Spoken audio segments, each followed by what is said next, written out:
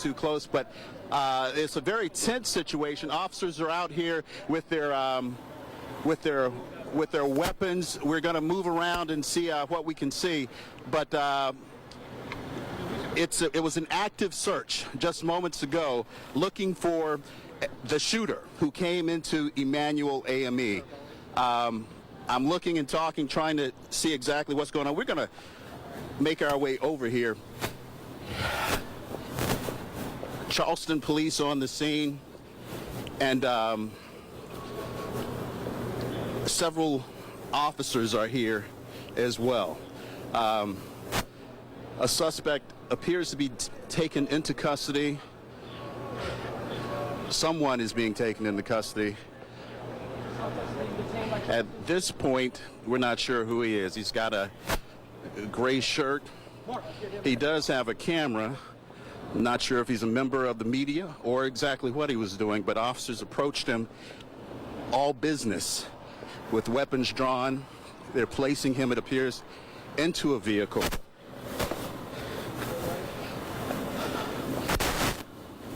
At this time, we are looking at his description. He has on a gray shirt, blue pants, brown shoes. I'm not sure he is clean shaven. He has a very low haircut. They're taking him out of our sight into the embassy, not the embassy suites, I'm sorry, the Marriott here on Calhoun Street. Again, don't know if that is the suspect that they're looking for in this case. Don't know if it's just something else totally unrelated, but it's happening right now, and as you can see, the police are taking everything seriously right now. Again, the church was open. There was a meeting at Emanuel tonight. We're not sure if it was a regular service, but the pastor there is Clemente Pinckney. He's a state senator. I've known him for several years, and we don't know his condition at this point either. Right now, all we can tell you is that a gunman walked into the church, opened fire. There are several suspects who are hit, some of them perhaps, and unfortunately, most likely fatal. The coroner is on the scene here tonight. Now, a little bit about Emanuel. It is a black church, predominantly black church. It is one of the oldest black churches. At this point, we've seen FBI investigators on the scene. Don't want to speculate, but the thought has crossed our mind, is this being investigated perhaps as a hate crime? Maybe too early to say, but that's a thought. Again, we've heard from several people who said, one witness that I talked with a little earlier said he was in the area and did not see what happened, but he did see the officers and EMS running out of the church with the victim, who appeared to be in his 40s or 50s. And because we don't really know much more than that, I want to hesitate. I don't want to give you the full description right now. We'll wait on more of that information from the police. Again, right now the helicopters are above. Sheriff's County, the Charleston County Sheriff's Department is here. Charleston Police are here. And the chaplain, again, as I said, the coroner's here, EMS, firefighters. We are still waiting to find out what's going on. And as soon as we have more information, we will let you know. And I believe now members of the families are starting to come up, and they're concerned too, as you might imagine. They don't know what's going on. There's something going on back here. JL, if you'll turn around, I think some of the family members may be coming, or members of the church. Don't know what kind of news they're hearing. I did talk with a gentleman whom I know who said that his aunt was inside of the church at the time.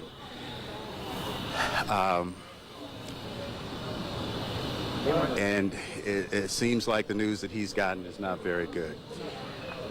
We're going to gather our thoughts here and toss it back to you, and we'll be back in just a moment. Aisha, back to you. All right, thank you, Raphael. So a lot of activity going on out there, as we saw Raphael out there basically getting information as it comes in. He said that weapons were drawn right as he was doing his live shot. Tense situation, active search right now for the shooter. Then we saw a young man in our shot that police basically had handcuffed. Not sure if this is the suspect, but they said, Raphael said that obviously he fit that description of the person that they were looking for. Again, we want to make sure that you do know that we are simulcasting on Live 5 News and Fox 24 right now, everything that's going on. And you can also, we're streaming live on Live 5 News of everything that's going on and that you saw out there with Raphael.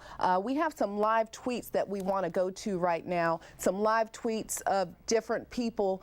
This is Leon Stavernakis saying prayers tonight for victims, their families, our community, and our police department as they search for those responsible for this violence.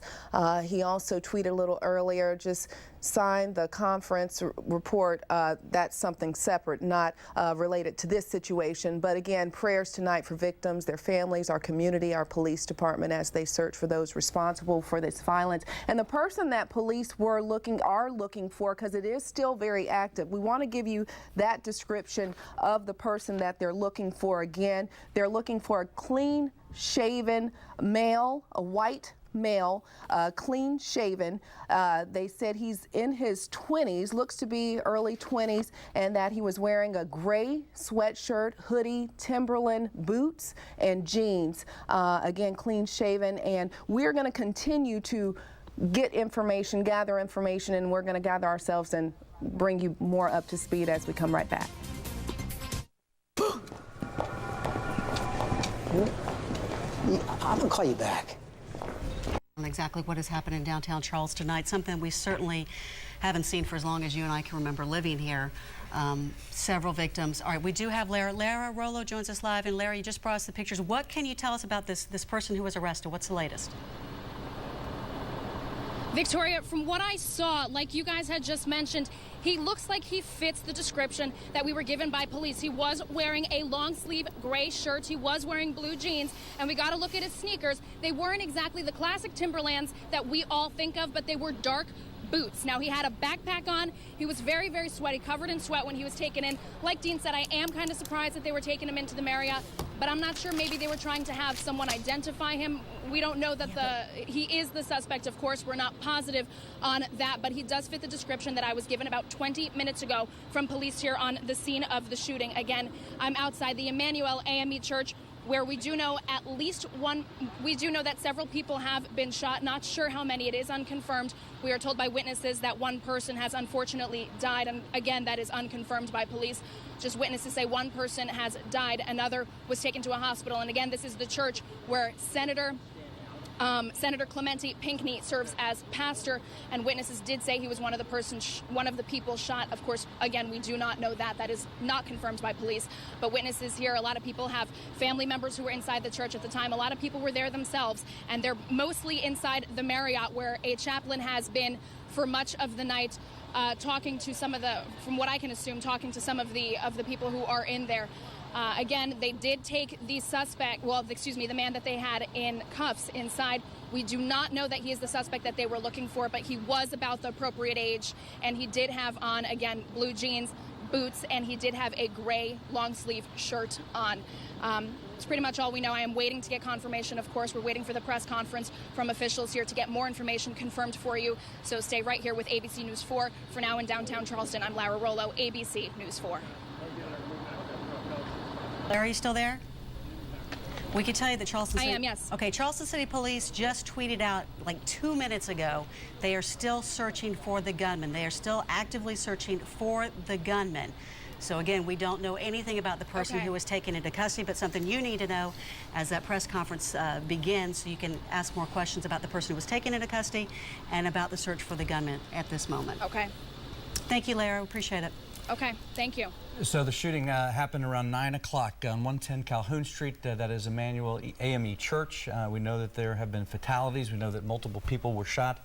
We know that people were seen walking out of that church bloodied, heading over to the embassy suites. That's apparently where all of the family are now gathering, who are waiting to hear word of possible loved ones who were injured in this shooting.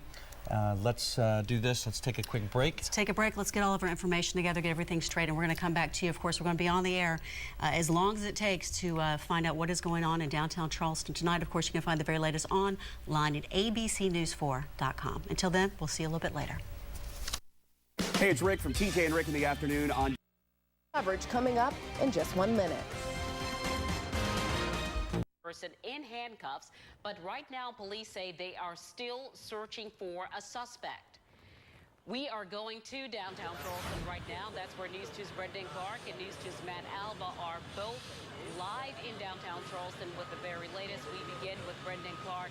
Brendan, give us an idea of what you found out. We know that this started at about 9 o'clock tonight. There was a meeting inside Emanuel AME Church, and we understand that a shooter went inside that church. Yeah, it was a possible Bible study, as I'm told, Carolyn, and this is certainly a very fluid situation right now that we are working, because this shooter, the person who allegedly did this, inside gave us a description. It was a white male in his 20s wearing Timberland boots, jeans, and a T-shirt. They say he allegedly came into that church and started firing, and he is on the loose. At Charlotte and Elizabeth Street, about a block behind me. You can see behind me over my shoulder, Emanuel AME Church, about a block the other way at Charlotte and Elizabeth. Police officers have their guns drawn. They have lasers out, flashlights going. There's a helicopter in the sky as they are looking for this person. And you hinted to it just a minute ago here on Calhoun Street at the corner of Meeting that the police surrounded a man just minutes ago. He had a gray T-shirt on, black pants, and leather shoes, kind of fit the description. They put him in handcuffs and hauled him away. We had that just minutes ago. So they are still looking for this person, but I am told through sources, and this is not confirmed at all, that yes, there is multiple fatalities inside that church, possibly a fatality involving a child as well. All unconfirmed, but things that we have heard from standing out. So it's certainly a very fluid situation right now. As you can see, police have this area on lockdown. No one's going anywhere. This is as far as we're going. We have seen several passers from Wendell Gilliard. We've seen several men go in there talking with police right now to Emanuel AME Church. Don't know what was said, but we do know it is not good news. We have our team coverage. We're continuing it with News 2's Matt Alba. He's been down here working this since about 9 o'clock tonight. That's when the shooting happened. Matt, you have more. You've been able to talk to several people. What have they told you? Well, Brendan, when I got here, we got here a little after 10 o'clock. Right when we got here, we were a little bit closer to the scene. Police pushed the scene back to right where we're standing right now in front of the Shell station on Meeting and Calhoun Street. Right after they pushed us back, I went across the street to the Marriott Courtyard. This is, again, right on Calhoun and Meeting Street. We went across the street to the Marriott Courtyard. I spoke with a man. I asked him if his family member was injured. He told me yes. I also saw an African-American woman who appeared to be in her 50s. She was crying and screaming as she went into the Courtyard Marriott. This is about an hour ago. Since of the Charleston Police Department, as Brendan just said, and he confirmed the suspect was a white male.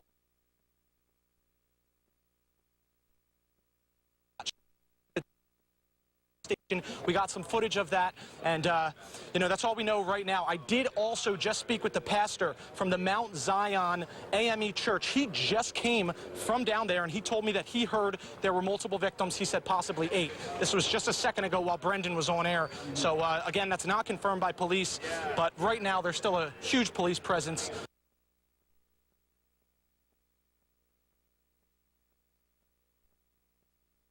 Again, we apologize for the tech. Office has been called out. They are here, so that kind of gives you a clue of the seriousness of the event. When they're going to talk to us, we don't know, but as soon as they do, we'll definitely let you know. So, Raphael, one more thing. I know earlier when you were live, you were showing us a male being handcuffed, a white male that sort of fit this description. Have you found out who he is or any information about him? He fit parts of the description, and no, we haven't found out any information. But as William alluded to, shortly after he was taken into custody, the search didn't end there. So it wasn't as if this is the guy. And something else about him, he had on a backpack, and there was a camera strapped to his side. It appeared to be a Canon camera with a 50mm lens. At first blush, I thought maybe he was a part of the media, and he still may be. We just don't know who he is. But they quickly took him into custody, handcuffed him, walked him across the street here to the Marriott Hotel, and took him inside away from our cameras. As soon as we have more on that, of course, we'll bring it up to you. so much, Raphael. We'll be back out there in just a little bit. Again, I want to reiterate the suspect because it is still an active situation that's going on out there. They're looking for a white male, 21 years old, slender, small build, gray sweatshirt and blue jeans. He's also clean shaven. And as Raphael alluded, several people, from what he has been told, have been shot. We have our Harv Jacobs. He's live at MUSC where some of those victims may have been taken. Harv? Aisha, actually, we've been told only one person has been taken to MUSC. I've been down here for the last hour. Very quiet here at the hospital. Spokesman Tony Schufo showed up a short time ago. He had no information, so I called Charles Francis on his cell phone, the police PIO, and he told me from what he understood, only one person's been taken to the hospital. So that's all we have right now. I did hear the helicopter overhead from my vantage point at MUSC for a long time. Now, all of a sudden, I don't hear that helicopter, so I don't know if that means anything, if they're landing for fuel, or if there might be some new information. But right now, things very quiet here at MUSC. One person taken to the hospital. Hopefully we'll get more information on the condition of that person. We'll send it back to you. All right. Thank you, Harv. We'll check back in with you in just a little bit. A little background. We'll get to the background of the church in just 1 second. We want to get back to the suspect, giving you another description because they are still looking. Several agencies, FBI, helicopter out there looking for this suspect. A white male, 21 years old, slender, small build, gray sweatshirt and blue jeans, clean shaven. This all happened around 9 o'clock at the church there on Calhoun Street. Now, I want to give you a little bit of information, just a little bit of background on the church. That church is the oldest AME church in the South. It is referred to as Mother Emanuel. Emanuel has one of the largest and oldest black congregations south of Baltimore, Maryland. The current pastor, he is the Reverend Clementa Pinckney. We don't know if he was at the church tonight or where he was, if he was there when this situation happened. We're going to continue to follow this story and this breaking news. You can also head on over to live5news.com for the latest as well. We'll be right back. Also, I'm seeing on Twitter, too, that this story is being picked up by the national media outlets. Yeah. I've seen it on NBC, ABC, CNN, and, of course, they're calling into our newsroom wanting to know more information.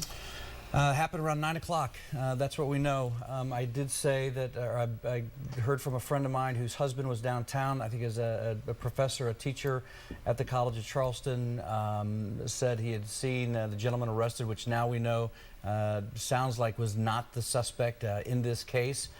He said his students outside of the church heard what was happening, heard the shooting, said his students were terrified. Said that security was securing all the buildings and especially the dorms. That was another question that I had. I'm sure that there are some students at summer school at the College of Charleston. Sure. I'm sure that the College of Charleston have sent out an alert downtown. I think it's important to tell people that they probably need to stay inside and no need to go downtown unless you absolutely positively have to. Yeah, Calhoun and meeting shut down at this moment. We have some pictures, I understand, the hotel across the street there from the church on Calhoun. People have gathered outside in tears. Yeah, this is from Sam, our social it's from Sam Tyson, who's down there. He's been taking pictures. He rushed down there right away to bring us some pictures. And we're told from witnesses on the scene that this may be where they're bringing family members. Yep. A man describes a scene of a man in handcuffs being mobbed by police, taken into custody. I think that's the video that we saw earlier. And moments after that, Charles Francis of the Charleston Police Department tweeted out that a suspect had not been apprehended. That other tweet I thought was really interesting, that Sam had said that people were in tears there. A man was kind of shielding people from the media cameras. I do know that the family of the victims have been taken to Embassy Suites, and they are there waiting to hear word about their loved ones tonight. All right, and again, the search is still on for that gunman, a 21-year-old, they believe, a white male wearing perhaps a gray sweatshirt, perhaps a hoodie, blue jeans, and boots. We're hearing that this happened at the AME Emanuel Church there at 110 Calhoun. Still, again, just like you, trying to find out some more information, awaiting this press conference and following social media like everyone else is at this moment. Some of the eyewitness accounts have been pretty scary. I know that Lara right now is on the scene. She's trying to get someone to talk on camera, but off camera people talked about seeing bloodied mom with her children, going into that hotel across the street in tears. People just in disbelief, because this is just not something that we have ever seen in downtown Charleston. Absolutely not. There you see one of the victims being rushed down the street downtown to an ambulance. We have multiple crews downtown. We are at MUSC. We're also downtown. Also, I think it's important to note that Charleston Police Department, we are told, will be holding a press conference as soon as they are ready to speak. We will bring that live to you as they have more information.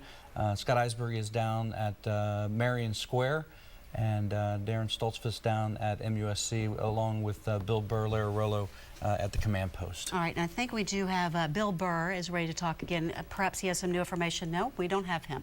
I was hoping he had some new information from MUSC, but last time we checked with him, he said it was fairly quiet.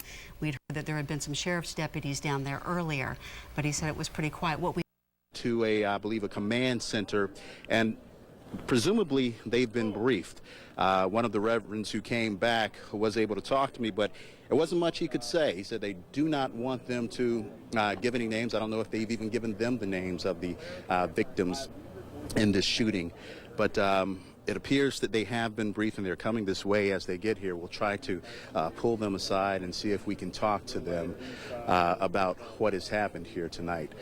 Again, it is an active scene here. They are searching right now for a suspect, the person responsible for this. If you're just tuning in, we'll try to give you that description one more time. It was a white male, 20 years old. He was wearing a gray hoodie, blue pants at the time. Someone said Timberlands. And he escaped somewhere in this area. The helicopters are above. They've got all of the search equipment out to look for them. And as soon as we hear anything more about it, we will, of course, let you know. Again, this is a very well-known church. Emanuel has been a part of this community for many, many, many, many years. And people are coming here, many of them related to the church, many of them related to the victims who are in the church. And their hearts are heavy, understandably. Wish we had more information to give you at this time, but for now, that's all we have. I'll send it back to you in the studio. All right, thank you so much, Raphael. Again, we cannot reiterate enough the description of the suspect, that they are looking for a white male, around 20 years of age, slender build, in his 20s, as I said, slender, small build, gray sweatshirt and blue jeans, clean shaven. All of this around 9 o'clock this evening at Mother Emanuel AME Church on Calhoun Street. Happened there at the church, where that shooter went in and shot at the church, inside the church. No word as to how many people have been shot. Our Harv Jacobs said one person was taken to MUSC and that the hospital is pretty quiet right now. We also have heard word that families are gathering at the embassy suites. Another nugget that we want to give you, dispatch. They're asking you, officials are asking you to call 743-7200. You can go to Charleston PD tweets. They're asking anyone with information about this shooting on Calhoun Street that happened around 9 o'clock to call dispatch. Again, that number 743-7200. 743-7200 as they search for this active shooter, looking for a male, a white male, around 20, 21 years of age, slender build, sweatshirt, hoodie. They also did say he had Timberland boots, it seemed, and jeans, and clean shaven. They are still actively looking for this shooter in this situation that happened around 9 o'clock. Raphael says that he's been told the man went inside the church there as they were having a meeting on this Wednesday night, went inside that church and started shooting. Several people he heard were shot. One person that we do know, Harv has confirmed one person was taken to MUSC. We're also hearing SLED has arrived on the scene. Several agencies, an active helicopter up looking for this shooter right now. So still a very tense situation out there, heavy hearts out there, family members are out there, people trying to get information, church members. We did see several people out there crying, not sure if they were church church members or who exactly they were. But again, you're asked to call dispatch. If you know anything, if you've seen anything, if you've heard anything, 743-7200. We're going to come back with more. Reason number one to everything. Continuing the breaking news that's going on in downtown Charleston on Calhoun Street. A shooting at Emanuel AME Church happened around 9 o'clock this evening. There at the church, we have several crews live on the scene of where all of this is taking place because it's still active. They have an active scene. They're looking for a suspect earlier this evening around 9 o'clock that came into that church and started shooting. Several people shot inside that church during a Wednesday night meeting. They're looking for, here's a description again of that active shooter, a white male in his 20s, slender, small build, gray sweatshirt and blue jeans. Also Timberland boots is something they also said he had on, and clean shaven. We're now going to go back out live to our Raphael James. He's been out there throughout the night, as well as William Joy. What can you tell us right now, Raphael? Bring us up to speed again. Well, of course, I want to temper what I'm about to tell you because none of this has been confirmed. I've been talking to witnesses and people who, a man who has told me he is a member of Emanuel. He didn't want to go on camera, but he said he was there earlier today. They were having a quarterly meeting, something that's fairly routine, and after the meeting was Bible study, and it was a small group. Earlier, we heard Harv Jacobs say that only one person had to MUSC. Well, this gentleman told me the rest of the victims, or several of the victims, may still be inside of the church. Again, this is unconfirmed information at this time. There appear to be several victims. We don't know the severity of their injuries at this time. We're still waiting to get that information, and we're going to be very careful to avoid doing anything that would upset the families at this time. But the families are coming here to the scene. They are being staged at the Embassy Suites, which is a block away from here.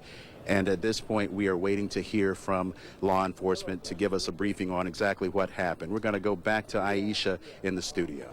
All right, thank you so much, Raphael, for that information. Now, we do have Reverend Randolph Miller. He is the pastor of Nichols Chapel Church. He knows the current pastor there at Mother Emanuel Church. He is on the phone live with us right now. Reverend Miller, do we have you? Yes, how are you? I'm doing okay, sir. If you can just tell me a little bit about what you've heard and your reaction to all of what's happened tonight.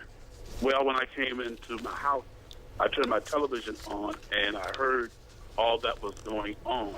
And then I called my district presiding elder, who was there earlier at the quarterly meeting with Reverend Pinckney and the members, because I said to him that I had heard something on the news and he was unaware of it at that time. But then he got right in motion to come down there to check on his members. And it's a situation that, as pastors, we don't like to hear about, because we've been teaching in our congregations safety in the sanctuary. And we have got to really arm ourselves to be ready, because you never know when something like this can happen in your sanctuary. So you all had been teaching on this because of just, I know earlier the pastor I was talking to that was the former pastor there at Emanuel was saying that because of the location, this is just something that they have to be aware of, something that they have to prepare for. Is that the same thought you had as well? Yes, it is. Yes, it is. We must be aware, because you don't really know who's walking off the street into your church, into your sanctuary, and all of your members are there, and you have visitors all the time, but you don't know what the actual MO is that they have, or the motive that they have for being there. So we've got to be ready, and we've got to teach our members safety in the sanctuary. Safety in the sanctuary. Have you been able to talk to any of the other members there at the church as well, Reverend Miller? I've been trying to reach some of them, but no one is answering their phone, because I'm quite sure many of them are down there at the scene, checking on things to see how things are going down there. We're praying and we're hoping for the best, but we've got to stay and listen to what's happening, and hopefully as we watch TV and you all bring us the news, we'll be informed about everything that's happening. All right. Well, thank you, Reverend Miller, for talking with us right now. We do want to go back again. Thank you, sir. We want to go back again to that description of this active shooter, the suspect that they're looking for right now. In his 20s, clean-shaven, white male, slender, small build, gray sweatshirt, blue jeans, boots, and again, clean shaven. Happened around 9 o'clock this evening. Now, dispatch asking you to call 743-7200 with any information. If you've seen anything, if you've heard anything, if you know anything, they're asking you to call them with that information, and we'll be right back with more. So we want to bring you up to speed with exactly what's happened with this breaking news. A shooting earlier tonight around 9 o'clock at Emanuel AME Church in downtown Charleston on Calhoun Street. We have family members. We want to take a live picture of the Embassy Suites. This is where family members of Emanuel AME members, they are out there right now. They're gathering at the Embassy Suites downtown, trying to gather information, trying to get news on their loved ones. We also have our Harv Jacobs. He's live at on the phone at MUSC. He's been able to get a little bit of information out there for us as well. Harv, what's the latest you're being told? Aisha, we had a pretty emotional situation here about 15 minutes ago. I saw a man scream out, "You can't tell me nothing about my grandmother," and he was escorted away by a woman, actually. So my guess is this could be a connection to the one person who is here at the hospital at MUSC. Spokesman Charles Francis told me earlier this evening only one person was taken to the hospital after the church, and we have a lot of folks gathered outside the emergency room, and my only guess is that these folks know the person who's in the hospital, could be related to this person or friends. So it was a pretty emotional situation all night to find out who is in the hospital, the condition, but obviously there is at least one person, folks who know this person who's in the hospital are here waiting to find out this person's condition. Hopefully we'll find out more. It's relatively quiet here except for that one little incident. The security folks at MUSC pushed us back to the emergency room, did literally push us back, but asked us to move back away because obviously there's a lot of tension going on here, and we'll update with more information here from the hospital as soon as we find out. Again, one person we know of taken to the hospital after the shooting at the Mother Emanuel AME Church. Live at MUSC, Harv Jacobs, Live 5 News. All right, thank you, Harv. We want to go to the picture. Our William Joy, he tweeted a picture just a short time ago of families right there at the Embassy Suites that we were just telling you about, where family members are gathering. Tweet, it looks like it's a prayer circle, and it says, "No matter what happens, we are not going to give up. We are going to keep fighting." That's Elder Johnson that gave that tweet a little bit ago. No matter what happens, we are not going to give up. We're going to keep fighting, from Elder Johnson, as those families are out there in a prayer circle for their loved ones. We want to also give you an update on this suspect. It's still active. Everything is still going on right now in downtown Charleston. A white male in his 20s, a slender, small build, gray sweatshirt or hoodie and blue jeans, as well as, they said earlier, some type of boots, Timberland boots. He's also clean shaven. Around 9 o'clock, went into that church, from what we're being told, that we're having and shot in that church and shot several people. We're going to go back live out to our Raphael James. He's been out there live on the scene throughout the night as all of this has unfolded. Raphael, any new information that you can tell us? No new information just yet, Aisha, regarding anything concerning this shooting. We're still waiting on law enforcement to come and talk with us and brief us as to what's going on, the extent of the injuries, and where the victims are. We've been moved further back. We are now on the corner of Meeting and Calhoun. We were closer. I don't know if you can see the yellow tape in the distance, but police have told us that there has been a bomb threat called in, so they moved us back because of that, adding more chaos to an already pretty stressful night. At this point, we haven't had any new information, but I heard you mention that William tweeted out that prayer circle. We were able to get video of that, and William is here. And William, tell them what you saw there in that prayer circle. Well, yeah, when we first got here, like you said, there was a very large scene. And talking to people here, we did talk to one member of the church, and he said there was a quarterly meeting going on, and then that he left right after that. But after the quarterly meeting was that Bible study going on with 11 different people. And then obviously we saw other religious leaders in a prayer circle with, like you said, community activist Wendell Gilliard was there, Pastor Dixon, Elder Johnson was actually leading everything. And basically it was more of it seemed like a morale booster almost, just gathering everybody together, saying no matter what happens, we're going to stick together and really overcome everything. All right. And for those of you who want to follow the story, even when I'm not on the air, I've been periscoping the conversation. You can follow me at Twitter, and you can follow the Periscope at WilliamLive5. He's here updating the scene even when I can. And at Summers Journal, that's our. And he's good about putting tweets out. So when we're not on the air, you can follow us and follow what's going on that way. Aisha, back to you. All right, thank you, Raphael. And a little bit of history of the current pastor, Clementa Pinckney. He is a state senator and is the current pastor of Mother Emanuel there. And not sure if he was there at the time. We spoke on the phone with Reverend Randolph Miller, and he has a close relationship with the church, knows quite a few members, including the current pastor there at the church, and said he was able to get just a little bit of information. We have on your screen right there, that is the current pastor, Reverend Clementa Pinckney, and a little bit of history about him, but no word if he was there during this meeting and Bible study.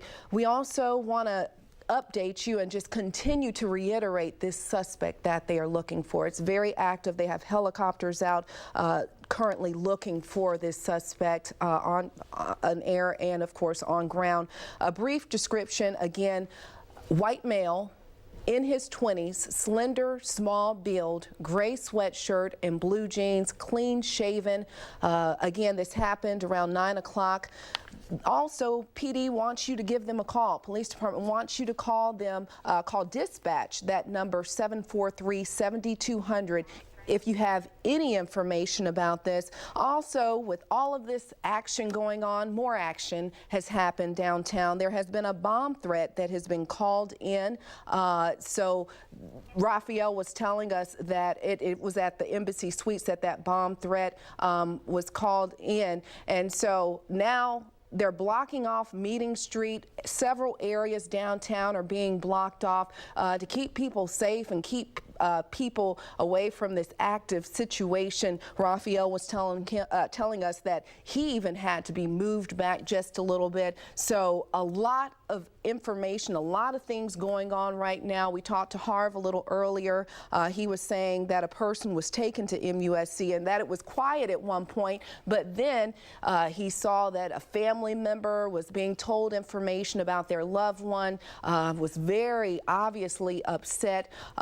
So a lot of information coming in from all different directions. We also want to give you another look at information about the suspect, another look right here on the screen of the white male in his 20s. We don't have the picture, obviously, but we do have suspect information. Slender, small build, gray sweatshirt and blue jeans and clean shaven. We're going to continue to stay on this situation, and we'll be right back.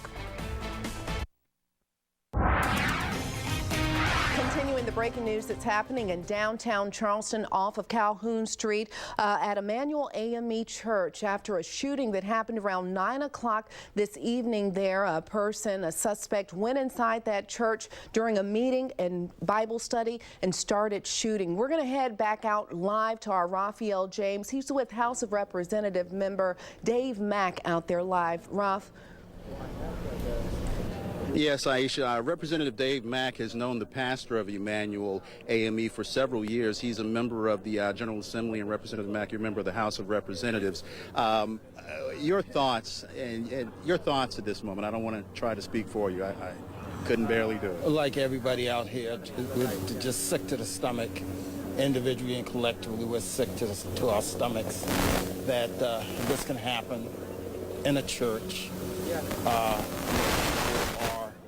there to worship and to involve themselves in the Word of God. As a Christian, I'm speaking from that perspective now, not as a state legislator or anything else, that we just need to pray. We need to pray, and then we need to get to work to do better.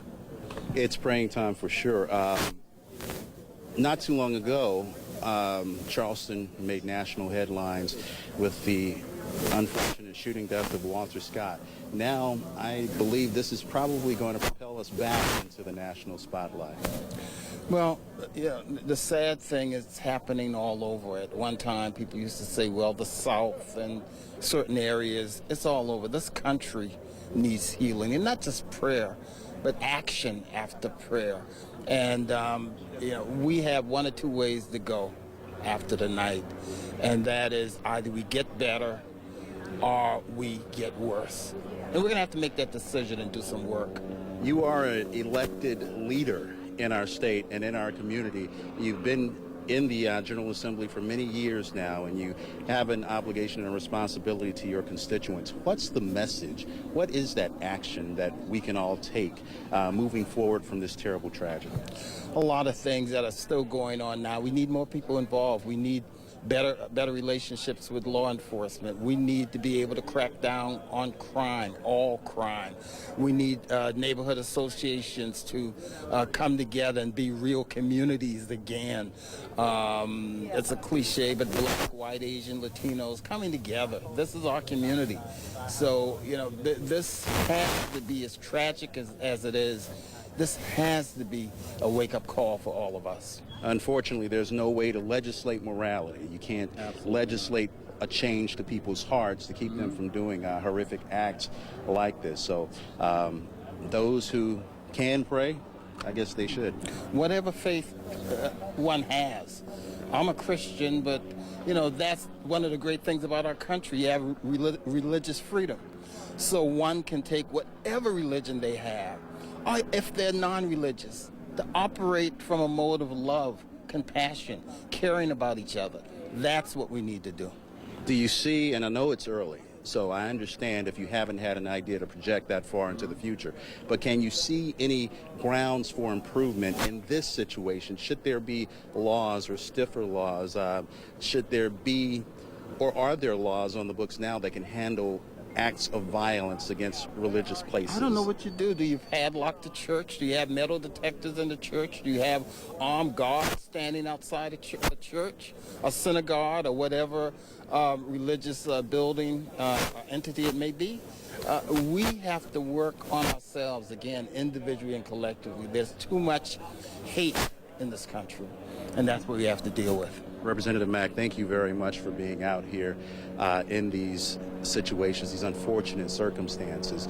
For those of you who don't know, the victim, or the suspect, I'm sorry, is in his 20s, according to witnesses on the scene. He's a white male. He was wearing a gray hoodie, clean-shaven, blue jeans. Somebody says some kind of boot-like shoes, Timberland shoes. And he was last seen, I assume, running away from this area. Now, I know that's a vague description. It may not be able to help you find that person around a crowded Charleston in tourist season. But if you know who did this, you can call Crime Stoppers, 554-1111. You can give any information that you have. If the information that you give leads to an arrest, you can receive a reward for that. The system is set up to accept rewards, and it will definitely help get somebody who has committed this crime behind bars. The police officers are coming over here. We're going to try to get closer to the scene here. Aisha, back to you, and we'll come back as soon as we find out exactly what's going on. And Raphael and William, Joy, you saw him right there behind Raphael. They're moving, trying to get closer to the scene, but a little bit earlier they had to be moved back because we were hearing that on Meeting Street they had to close it due to a bomb threat. Apparently a bomb threat was called into the Embassy Suites, and that's currently where family members are trying to get information and are gathered, praying and just hoping for the best. That's where family members were gathered, but a bomb threat was called out there due to this situation that's going on. Now, we also want to go back. I know Raphael reiterated the suspect that they're looking for, actively searching for. I want to reiterate that as well. A white male in his 20s, slender, small build, gray sweatshirt, hoodie, blue jeans, and possibly Timberland boots, and clean shaven. This suspect went into that church around 9 o'clock during their meeting and Bible study and started shooting. We're hearing that several people were shot. One person, we have been told by Harv Jacobs that that person, don't know if it was a female or male, was taken to MUSC a little earlier, and Harv was telling us over the phone that he didn't hear a lot of action out there and didn't see a lot of action, but then he did see a family member or family members starting to gather there at MUSC, and were very broken up, very shaken about the situation. Also, a number was issued by dispatch. They want you to call that number, 743-7200. Anyone with information about the shooting on Calhoun Street, you're asked to call dispatch. Anything you've seen, anything you've heard, 743-7200. Again, we also, several members of clergy we've talked to over the phone and just talked to live. Reverend Randolph Miller was talking a little earlier. He is friends with that pastor, the current pastor of the church, and said that they're trying to take more security measures. The location of that church being where it is, that they had just talked about safety measures and taking precautions and starting to have more security for their church. And then this situation happened. Again, another description of that suspect that they're actively looking for by air and land. White male in his 20s, a slender, small build, gray sweatshirt, blue jeans, clean shaven. They're actively looking for him all over the downtown area, trying to just get a hold of whoever caused this situation around 9 o'clock this evening at Mother Emanuel Church.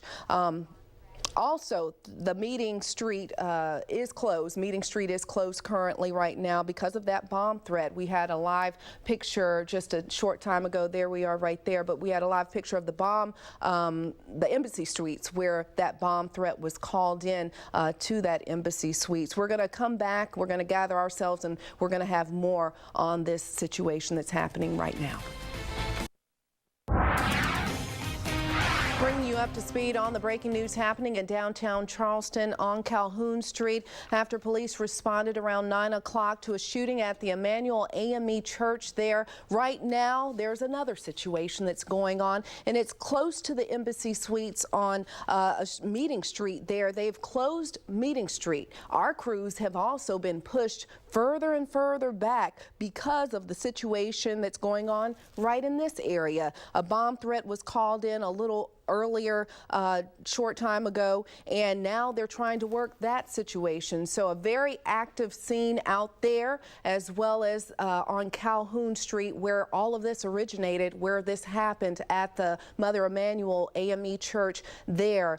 We want to give you a description again of this suspect, a suspect description, a white male in his 20s, slender, small build, gray sweatshirt and blue jeans, clean shaven. They're looking for this person that fits this description because this is who they say around 9 o'clock walked into that building, to that church, that historic church, and started shooting. Several people were shot during that situation, and they're also asking you if you know anything, if you've seen anything, if you've heard anything, please call the number that we're about to put on your screen. It's 743-7200, 743-7200. They want you to call them with any information. This is all actively going on right now downtown on Calhoun Street, as well as Meeting Streets. Very, very active with on air and on land, with a helicopter out there, several different agencies, SLED, as well as FBI. They have canine dogs out there, very active. A lot of people were standing around earlier too, possibly that may have seen something. So they want you to call 743-7200. All of this currently going on at 1152 right now, downtown Charleston. Again, a shooting at Emanuel AME Church happened around 9 o'clock. The person went inside the church during their meeting and Bible study and started shooting. Several people we hear were shot. One person, we do know one person was taken to MUSC where our Harv Jacobs is, and he said he didn't know of anyone else being taken there, but officers pushing our crews back, continuing to push our crews back further and further because of this bomb threat also going on Meeting Street. We're going to go back out to our Raphael James live out there. He is on Calhoun. Roth? Yeah, Aisha, remember we told you about a bomb threat earlier that forced us to go back a ways from the crime scene? The incident happened on Calhoun Street. We are now 2 city blocks away from the original crime scene. We're told that the bomb threat is the reason that they have pushed the media back even further now. Don't know the actual details of it, but I did overhear that there's some kind of a device maybe that could cause problems. That's all I was able to hear. So we are here. We are staying here waiting on the police to come and clue us in to what's going on. We are getting pieces of information from people who have been beyond the tape. Some of that information is quite honestly very hard to believe. I'm not going to share it at this point because it's not confirmed, and I don't feel comfortable sharing that, especially with the identities of the victims unconfirmed. The victims are being staged not too far from here at the Embassy Suites Hotel, presumably waiting on the law enforcement to come and talk to them. Harv Jacobs is at MUSC, and he was able to tell us that one person came there. There was a small group in the church for Bible study.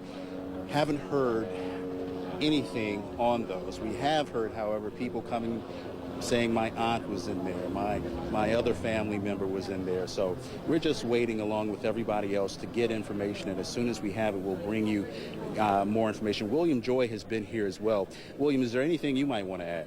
Well, the most recent thing is I talked to Major Eric Watson, who's the public information officer for the Charleston County Sheriff's Office. He's actually walking this way right now with Charles Francis, who's the public information officer with the Charleston Police Department. And Major Watson told me that they're actually still looking for the shooting suspect right now. So you'll remember they did arrest a man earlier at the Shell station just over here.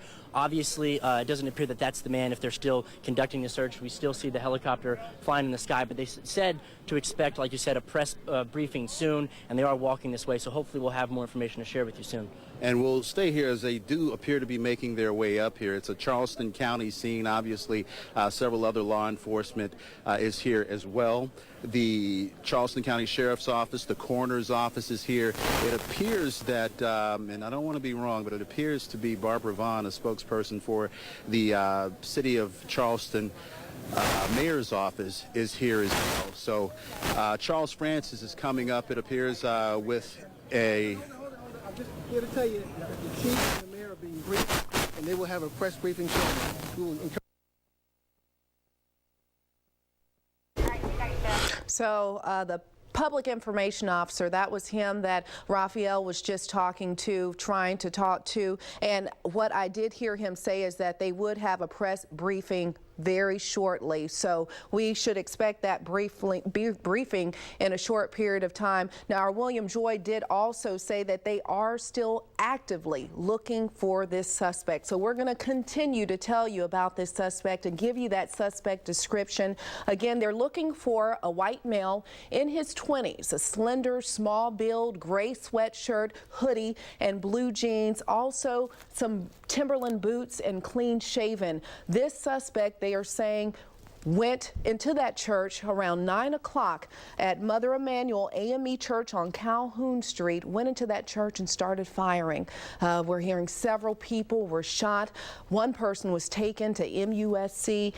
No word on their conditions. We see the public information officer out there right now.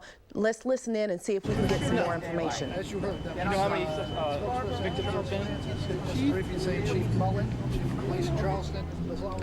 So much activity going on out there. We're going to try and have our Raphael and William Joy clear up what exactly the PIO officer, the public information officer, just said. Charles France is out there. They're going to have a briefing shortly. We're going to come back with more, so stay with us. Want to recap what's going on Calhoun Street as well as Meeting Street right now. It happened around 9 o'clock this evening at Mother Emanuel AME Church. That's on Calhoun Street, where a man, a white male, they're saying, went inside that church and started shooting. Several people we're hearing were shot inside that church. We're also hearing right now Meeting Street. It has been closed because of a bomb threat. Because of this situation that's going on, a bomb threat was called in. Our crews have been pushed back quite a bit of ways away from this situation, and we just talked to our Raphael James. He was trying to get more information from the public information officer to bring us up to speed as to currently what's going on. But William Joy did tell us that they are actively still searching for this suspect, this man, white male in his 20s, that went inside the church around 9 o'clock and started shooting. Many members, several members were inside for a meeting and Bible study, and that's where we stand with the situation on Calhoun Street. And then over again on Meeting Street, closed because of a bomb threat being called in to the Embassy Suites. That's not far from the scene, the first scene on Calhoun Street. We have all our crews out there. Our Harv Jacobs said one person was transported to MUSC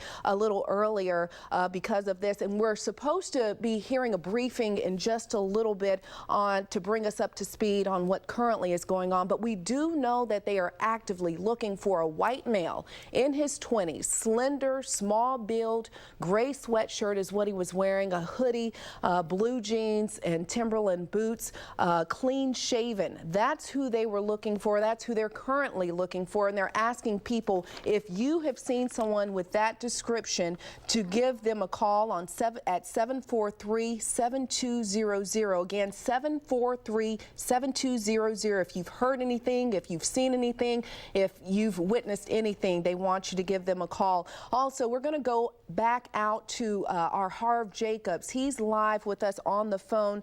He's out there at MUSC where that one patient was transported a little earlier to. Harv?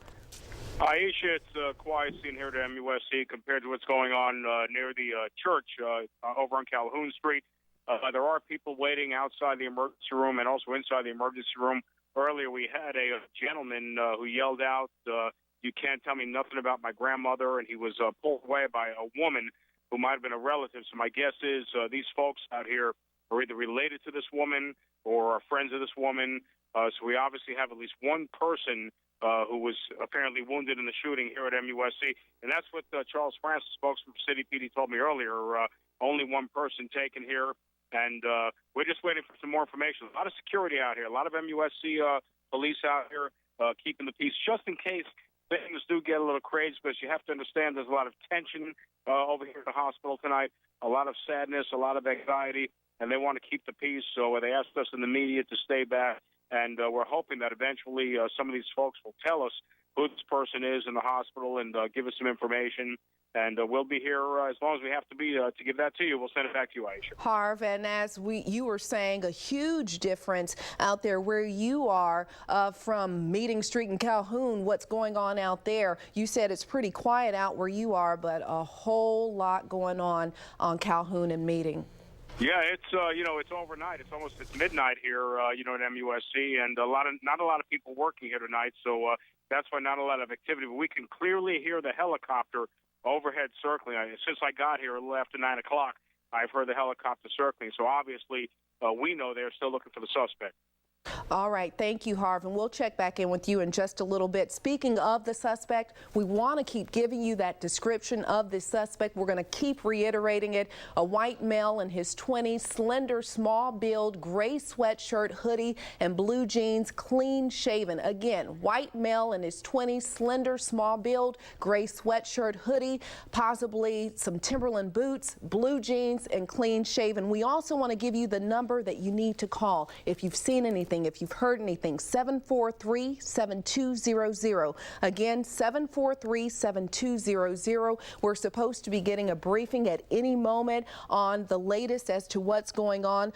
Another situation going on over on Meeting Street. They have closed down that street as well because of a bomb threat. A bomb threat was called into the Embassy Suites not far away from the original scene on Calhoun Street that happened at 9 o'clock, where this suspect with that description, again in his 20s, white male with a hoodie, gray hoodie and jeans, went into that church with a historic tie, went into the church and started shooting in that church during their meeting and Bible study. Several people were shot. One person transported that we know of to MUSC. Again, a white male in his 20s, slender, small build, gray sweatshirt, blue jeans, clean shaven. If you know anything, they want to know, they want that information from you.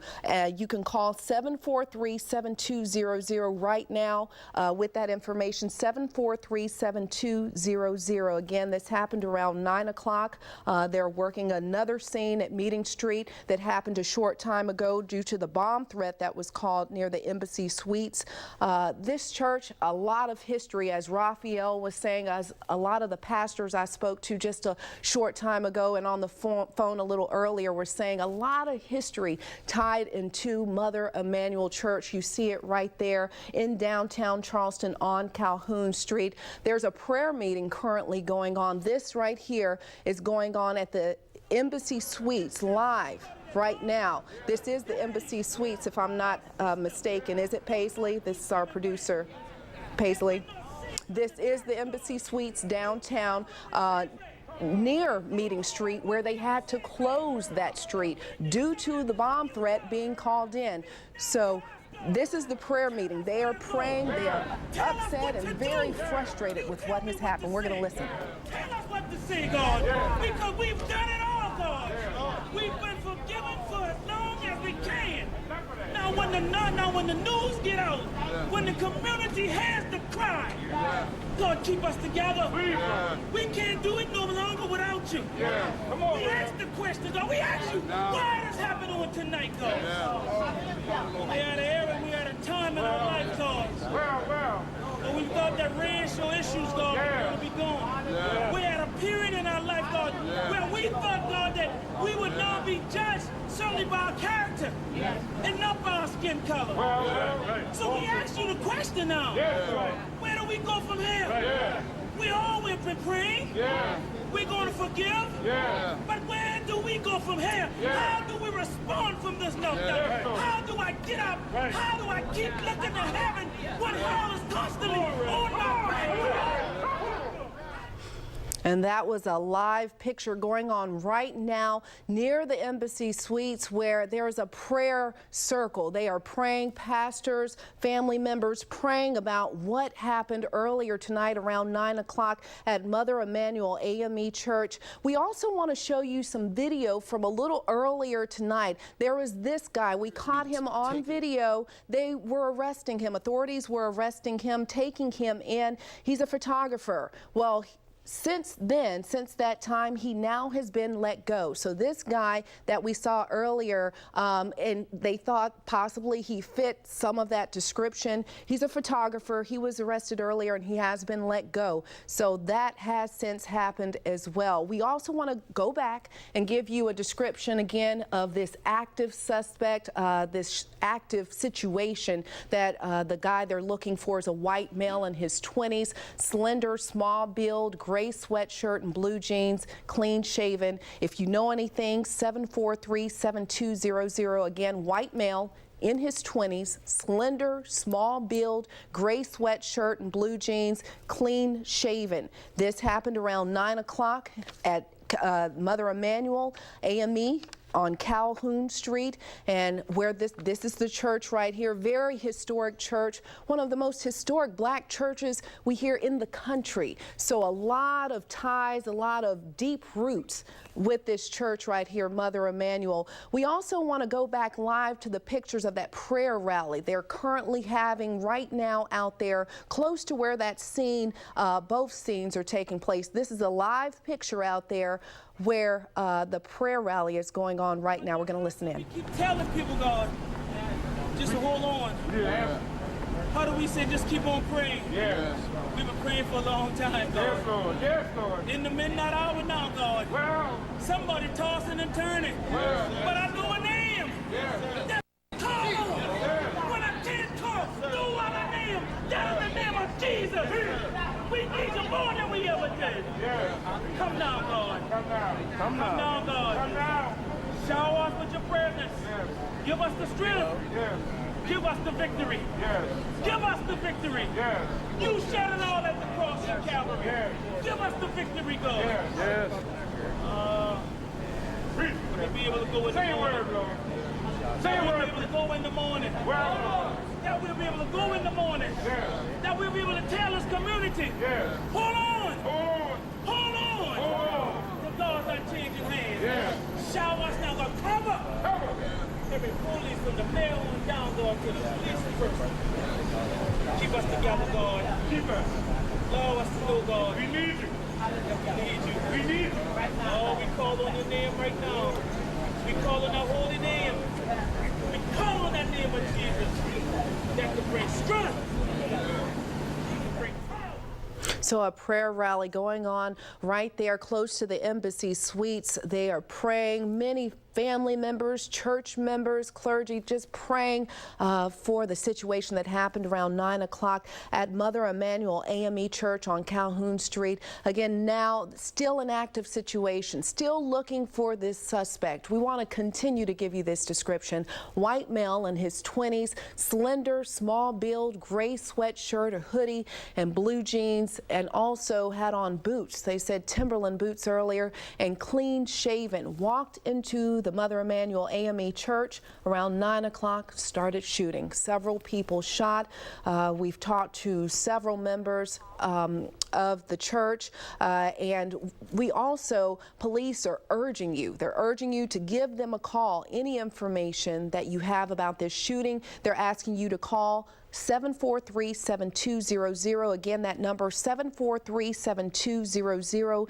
They're still out there in air, on foot, searching actively for this suspect that meets that description, again, that we continue to give you. A white male in his 20s, slender build, and there it is again, gray sweatshirt and blue jeans, clean shaven. We want to go back out to that prayer circle. There are many people gathering out there, many people with heavy hearts, many people just shocked, amazed at what happened earlier tonight. A lot of sad people due to what is going on in downtown Charleston, continuing looking for this white male in his 20s, early 20s, slender, small build, gray sweatshirt and blue jeans, clean shaven, due to that shooting that happened around 9 o'clock at Mother Emanuel Church there in downtown Charleston, where the current pastor, State Senator Clemente Pinckney, is the pastor there currently. I also had the opportunity to speak to a former pastor who still speaks to a lot of the members there at Mother Emanuel, and he too said he is shocked, he's amazed, he just was in disbelief as to what has happened. He also talked about a little bit of the security measures that churches in general have had to take in due to the location and also just due to the times that we live in. Random people coming off the streets that may go into the church. They said they were having a meeting and a Bible study at around 9 o'clock, and that's when this situation happened, this shooting happened. We now are going to go back live to pictures of this prayer meeting. We want to hear again what they're saying out there during this prayer circle. So if I don't make it home in the morning, what difference does it make? Somebody got to stand and ask the question, what has happened? And we're tired. We marched for the last time, and we want some real answers. You folks who lead these cities, you better be prepared. Because I'm telling you, We're not going to stop and we're not going nowhere. Lord, we stand in this holy city, Lord God. We just pray, Lord God, with all these churches in this place, Lord God. And you'll be bringing unity, Lord God. Lord God, with the 1,000 church people standing up in this holy city, Lord God. Lord God, we pray that people will come together, Lord God, in this place, on this ground, Lord God. And Lord God, we just thank you, Lord God, that joy comes in the morning, Father God. In the morning. And we thank you, Lord God, in the morning. It's time to come together, Lord God. And we just pray, Lord God, that this holy city will stand up to its name, Heavenly Father. Lord God. And it will start in this place and move across to other cities, Lord God, and we will stand up for what's right, Father God. From here to North Charleston, just as we've been praying all along, Lord God, we will come together in unity. People of faith, Father God, we stand here in the holy city, Heavenly Father, Lord God, and we just pray, Lord God, that we will see justice in this situation, Lord God. Lord God, we know that you are good, Lord God. Lord, we praise you, give you the glory, Lord God, that we don't know all the answers, but we know the one who does, Lord God. Hallelujah. Stand here and freedom in this corner right here in the city of Charleston, Lord God. This historic city where the tourists come and visit, Lord God. And we stand here, Lord God, in declaration, Lord God, that we will see justice come about, Father God. Lord God, we just thank you that you are good. And Lord God, the Bible says when we can't stand anymore, then we understand, Lord God. We stand, Lord God. Thank you. Give the Lord some praise.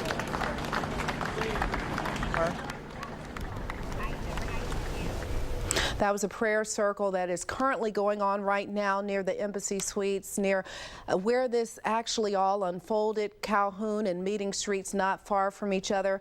We also had a little bit of video earlier. Raphael had video of a photographer. He was arrested earlier. We saw him being handcuffed and taken by authorities away, and he has since been let go. We have him right now on the phone. His name is Austin Rich. Austin?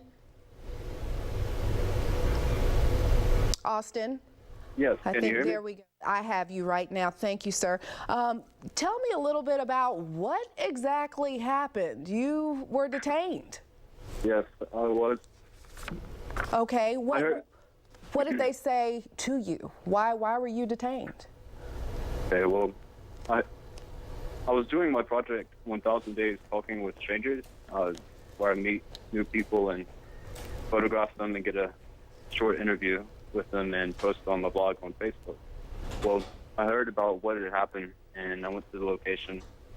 And as I was interviewing people, it was probably about the third or fourth person that I interviewed, I decided to cross the street from Calhoun and Meeting towards the gas station right there. And when I was at the gas station, these officers, they spotted me and told me to get on the ground, to lay flat on the ground.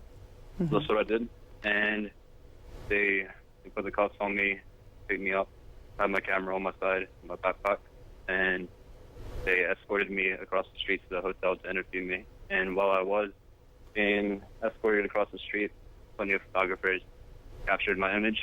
And I get across the street, have the interview, told them where I was at, who I was with, and all the details of my night, and they understood that I wasn't the one. So you just I'm listening. I'm sorry. And I have an enormous amount of respect for the officers. They're just doing their job. Evidently, I was wearing the same outfit, same colors, so I can understand why I was detained. So basically in the wrong place at the wrong time. Yeah. So you were detained and let go.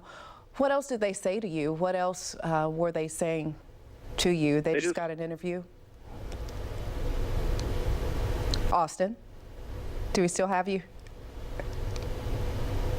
Austin? It seems as if we have lost Austin Rich. He's the photographer. We were just showing you that video of him. He was detained a little earlier tonight, and he said he doesn't blame them. He fit the description of the person that they're looking for, and I'm going to give you that description again, but he fit that description, so they detained him, took him in, interviewed him, asked him a few questions. They have since let him go. Now, a white male in his 20s, slender, small build, gray sweatshirt, hoodie, and blue jeans with Timberland boots is what they were saying earlier, clean shaven. That's who they're looking for. Austin Rich was saying he sort of fit that description, so he understands they were just doing their job. He said he's a photographer around town and was asking people questions and interviewing when police and authorities pulled him away, detained him, and interviewed him, and has since let him go. And he just got off the phone with us just a short time ago. But very active situation still out there. Again, we want to give you that description. We can't give you the description enough of the person that they're actively looking for right now. The suspect's description is a white male in his 20s, slender, small build, gray sweatshirt and blue jeans, clean shaven. Authorities still out there by air and by land looking for this person that did this around 9 o'clock at Mother Emanuel AME Church, shooting inside the church during their meeting and Bible study. Several people shot, and we showed you some live pictures of a prayer circle that's going on. It's currently going on at 12:20 right now as they continue to look for this suspect. This very historic church that we just showed you a second ago, this is the live picture out there during this active scene. I think this is Calhoun Street, not far from Meeting Street, where another situation happened just earlier where officers, they pushed our crews even back further and further because a bomb threat was called into the embassy suites not far from where the prayer circle is going on. So a whole lot of activity. You see police right there, people probably asking questions, stopping, trying to figure out what exactly is going on. A lot of activity in downtown Charleston right now due to the situation that continues to unfold, and it's not over. They're still actively looking for this suspect. Again, I'm going to give you that description.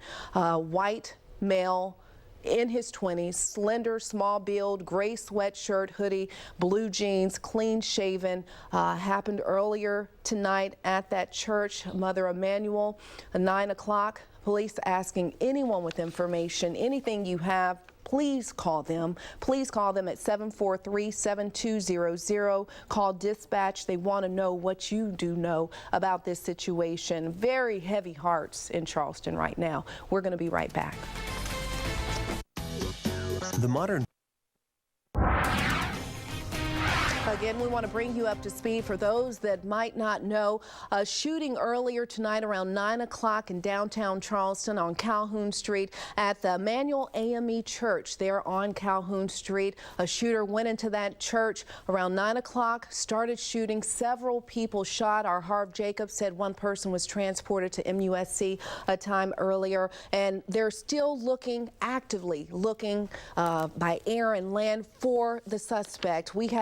I want to go to that suspect information real quick before we go live to Raphael James, who is on Calhoun Street. Now, the white male in his 20s, slender, small build, gray sweatshirt and blue jeans, clean shaven. This is the person they're looking for. And if you have any information, this is the number they want you to call, 743-7200. Right now, we're going to go back out live to Raphael James. He's been out there all night covering this situation. Raph, what can you tell us now? Well, right now we're still waiting, Aisha, to hear from law enforcement. I've just been told by the Charleston Police Department spokesperson, Charles Francis, that they should be coming this way in about 15 minutes. We heard from them about 15-20 minutes ago, and they told us that once the mayor and the police chief, Chief Mullen, have been debriefed, they would come up this way. My guess is that before they talk to us, they're going to go and address the family who's over at the embassy suites right now. Again, we don't know how many victims there are. We do assume that some of them are deceased, as is evidenced by the coroner being on the scene. SLED is here, the FBI is here, Charleston County is here. They are actively looking for the shooter. The problem with that description, the 20-year-old white male, clean-shaven, this is a college area. This is near the College of Charleston, which is in the heart of downtown Charleston. There are a lot of people who match that description. William Joy is here with me as well. Just about maybe 2 hours ago, someone who matched that description was apprehended in the parking lot about a block up the road. That's right, Raphael. So we saw, just as we were going live, actually, during our 11 p.m. newscast, we saw the police going to that Shell station right at the corner of Meeting and Calhoun and arresting someone. They took him in to the Marriott Hotel there. But again, the Sheriff's Department and Police Department have both said that they're still looking for this shooting suspect, at least the last time we heard. And again, like you said, we've heard a lot of different reports tonight, a lot of different numbers, but it's important to remember the only thing we have confirmed so far was that there was a shooting and that they were still looking for the suspect. And the unthinkable has happened. Someone walks into a church, a holy place, a sanctuary, and opens fire. They were there for a quarterly meeting, and after that meeting, they held Bible study. The church wasn't packed. I'm told it was just a handful of people in there, but this has happened.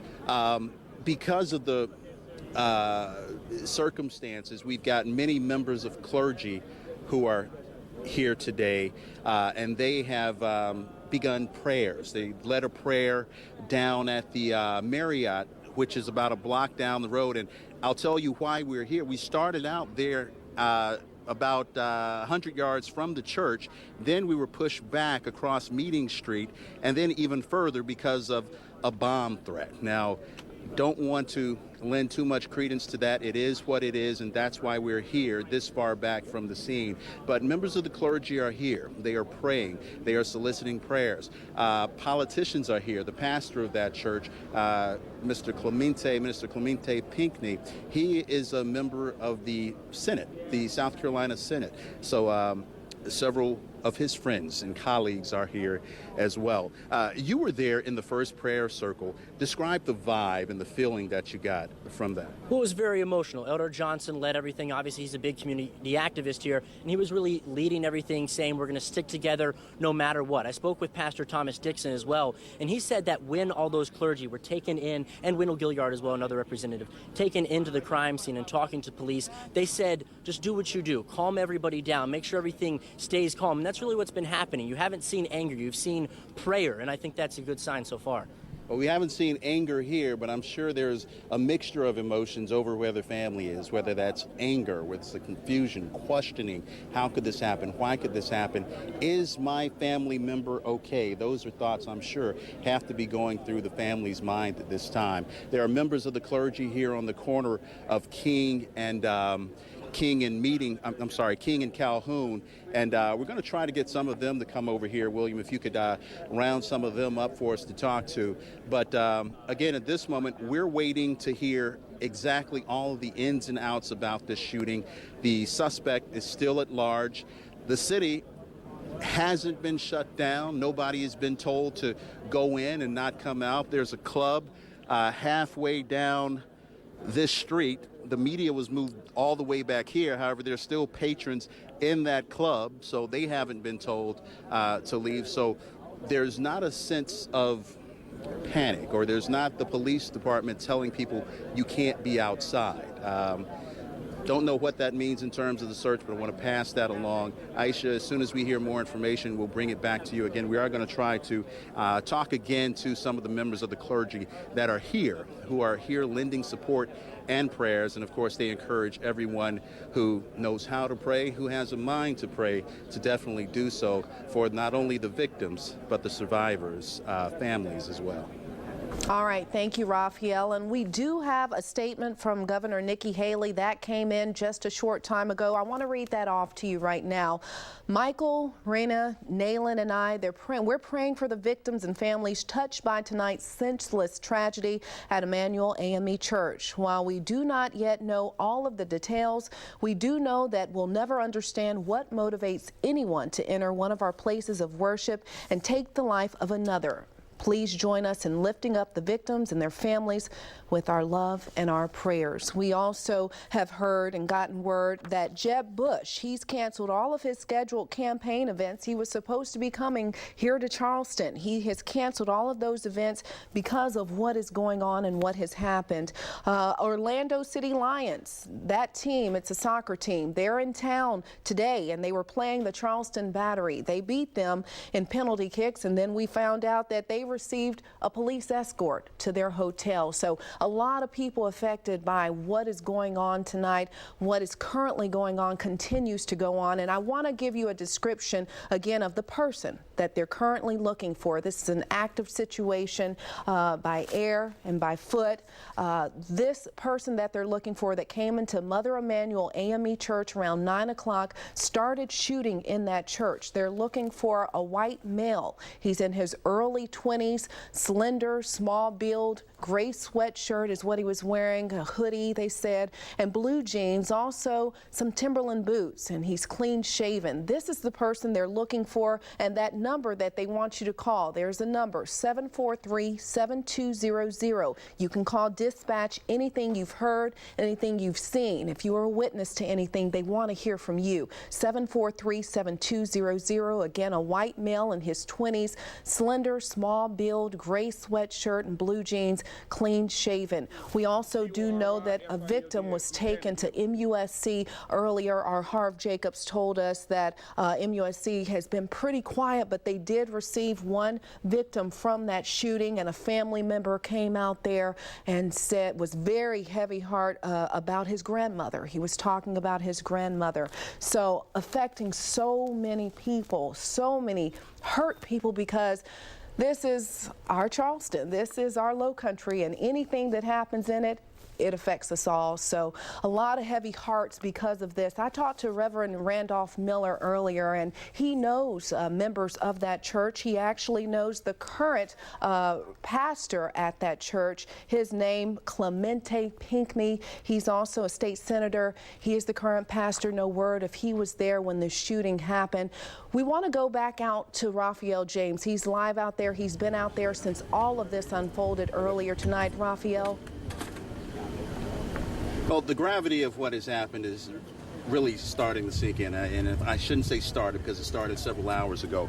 Tory Fields is a member of the local clergy, and behind him several other members, familiar faces from the community that you've probably seen before at other instances, other tragedies. Reverend Fields, what can you tell us right now in terms of a voice from the community? Well, we all just heartbroken of what happened tonight. It's a very heartbreaking situation happened here in the news. The police haven't confirmed anything yet, but from what we're hearing, there's 9 confirmed dead. We're hoping, we don't know who all they are, so we cannot speak to their names. We're just praying for the families that they can, get through this night. And this happened at a church, at a Bible study. This didn't happen at a club or a bar, church or a Bible study. Now, I've heard some of your prayers. They've been very spirited. What kind of emotion goes into making that kind of prayer, knowing somebody came into a holy sanctuary and violated it in this way? That's your faith. That's all we have is our faith. When Reverend Ravenel prayed, he prayed on the relationship that he has with God, not nothing else. He had to call on himself what he believed that God is going to bring him through. This is a terrible situation, and it's hard, and there's a lot of questions going to have to be answered. There's definitely a lot of questions that have to be answered. But what we hear now, there was a Caucasian white man walking to an African American church and opened fire while people were praying and having Bible study. That's unacceptable. That's unacceptable. That's unacceptable, and we've been praying for a long time. We've been on our knees for a long time, but it's time to stand up. And clearly, it seems to be a crime right now. It's maybe too early to characterize it as a hate crime, but it seems to be that's the way you were going in your answer. Well, from what if it is the way they said it, like I said, man, from what we're hearing, Caucasian white guy walked into a church wearing a gray hoodie and just opened up, fired. One of them there was a 90-year-old woman, a 5-year-old child, and somebody like I said. These are just things we're hearing right now. And we want to hold off on that because the family hasn't been notified. Right. Exactly. So we don't know. All of this is unconfirmed, and we want to make sure you know that at home. And we're going to wait on the official confirmation of the ages and the names. That's all coming out. We're just here now to try to keep calmer heads. And we're just trying to hear, we know that the situation is still fluid, but we just trying to keep calmer heads, that everybody stay calm throughout the night. We don't know what's going on. I don't know if they got the shooter or not. They told us they did. Then right after they told us they had the shooter, we got a bomb threat. Guy said he had a bomb out here, so that's where we're at, the location we're at now. It's not at the church. So you see people out here. Many people have shown up. There are people all over the low country who aren't out here, who haven't come out here. What is the community feeling? You've talked to them. You are part of them. What is the community feeling, and what is the overall message to the overall community? They're hurt. They're tired. They're hurt. They're hurt. I mean, you tell people to go to work, do right, go to church. These people were in church. They were in church. And they violated the sanctity of that. The ramifications are are way beyond that just what happened tonight. And this is just unacceptable. This is just unacceptable. But we do say, City of Charleston, they're out here, the law enforcement out here, the helicopters are here, and we do support them in this endeavor that they find this killer, that they find this person. We're working with them all we can right now to try to find out who did this. Like I said, we know this isn't a time to be divisive. This is a time for us to come together, and we hoping that we can keep cooler heads and we stay together, because we just don't want this thing to erupt and then Charleston becomes something else. But we need answers. Now, you said Charleston becomes something else. A few weeks something ago, like a Ferguson, we were in like the same situation with Officer Scott, a tragedy of a man being gunned down by the police. This is not really a good light that Charleston is being seen in right now. No, it's not. And I hate it because I love my city. I hate it because I love my city. But right now, I mean, Walter Scott, you can see, I mean, like I said, it's kind of hard to make a comparison. Walter Scott with a police officer shooting an unarmed man. This was something, we don't know if it was a lone gunman, we don't know if it was an organization coming into a house of God. Actually, it's just evil. It's sin. It's evil. It's evil. They mean to do that. Yeah, it's evil. People are scared to talk about the real issues, which is race. Yeah. That's what we duck around from. We don't want to talk about these issues, and they're here. They're in our community. People dislike other people simply by the color of their skin. And that's bad. And then you have the nerve to get on TV and say this is the holy city. What's holy about it? We are communities trying to live and survive. Why do we have to live like this? We have enough issues here now in Charleston. We don't need more. We need peace. And we asking y'all out there in the community to stand behind that. Please, stand by our peace. And we want to reiterate now, no one has said that this had anything to do with race. Well, no, it didn't say it, but it's obvious. It's obvious that it's race. It's obvious. What else could it be? You got a white guy going into an African American church. I mean, that's choice. That's choice. He chose to go into that church and to harm those people. That's choice. Every year we have a celebration as a result of the bombing in Alabama with the 4 young kids. And we remember that, Raphael. We remember that. Now we're getting a repeat of the same thing. They have copycats, people that do this for attention. And we're tired of it. This community is tired. How can I go back in the community that I live in, and talk to young kids that I fight every day to get to understand what's going on and tell them they don't have a right to be angry? They're angry, and they have every right in the world to be angry, because this is happening in our community, and we're tired of it. Okay, so they're angry and they're tired of it. What then can the community do? We've tried everything. We've done everything. Look where this happened at, in church. Where's the best place to be? Where's the best place to be? Jerome Hayward. One of the things that we do have is we have hope in our police department. Exactly. We have hope in the local mutual aid. You have the sheriff's office out here, you have North Charleston out here, you have the city of Charleston, and we think that they will find the perpetrator of this crime, and we applaud the coming together, the camaraderie of the police departments. We don't hate the police departments, we love them, because we want peace, and war is not the answer. War is not the answer, and we want peace. And one of the things that I've seen so far here tonight was everybody praying together. It didn't matter what color you are. Everybody praying together, joining hands. And we're going to continue to do that. And the one thing that we do have is we have God on our side. Amen. And the one thing that we are not going to do is we're not going to turn to the streets. We're not violent people. Everybody out here have great jobs. We have elected officials. We have state senators coming in by the seconds.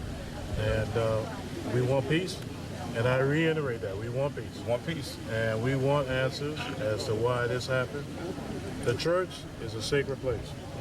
Very sacred. And, we got First Baptist right next door. And why not? And we're asking that the community stand as a whole and support these families.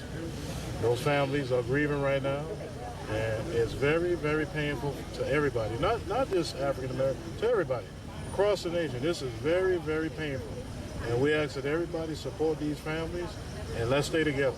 Now, there is a description that went out, a 20-year-old white male wearing a gray hoodie, blue pants. That description in a college area, it's probably the best that they have, but it's very vague. It could be just about anybody. Well, there's somebody out there who knows what happens, maybe. 554-1111 is the number to Crime Stoppers. Mm-hmm. But Mr. Case and Christopher Case, you always talk about snitching. Mm-hmm. Is there something you'd like to say to those who are listening who may know who this person is? Right, exactly. What I like to say about that is none of those people in that church had anything to do with that evil man who decided to go in there. So if you come forward now, we're not going to see you as snitching. No more did we see the brother who had the video of the cop shooting the officer. That is something that's been embedded in the community, Raphael, that is not true. Only people who have to worry about snitches is criminals. Two individuals who agree to commit a crime together and one tells on the other. That's snitching. What I call them is witnesses. Witnesses. I want witnesses to come forward and tell about this crime. We are tired of this in our community. That snitching stuff is out the door. You are a witness. If you see a crime happen, we need to get that evil out of our community, and we're counting on you.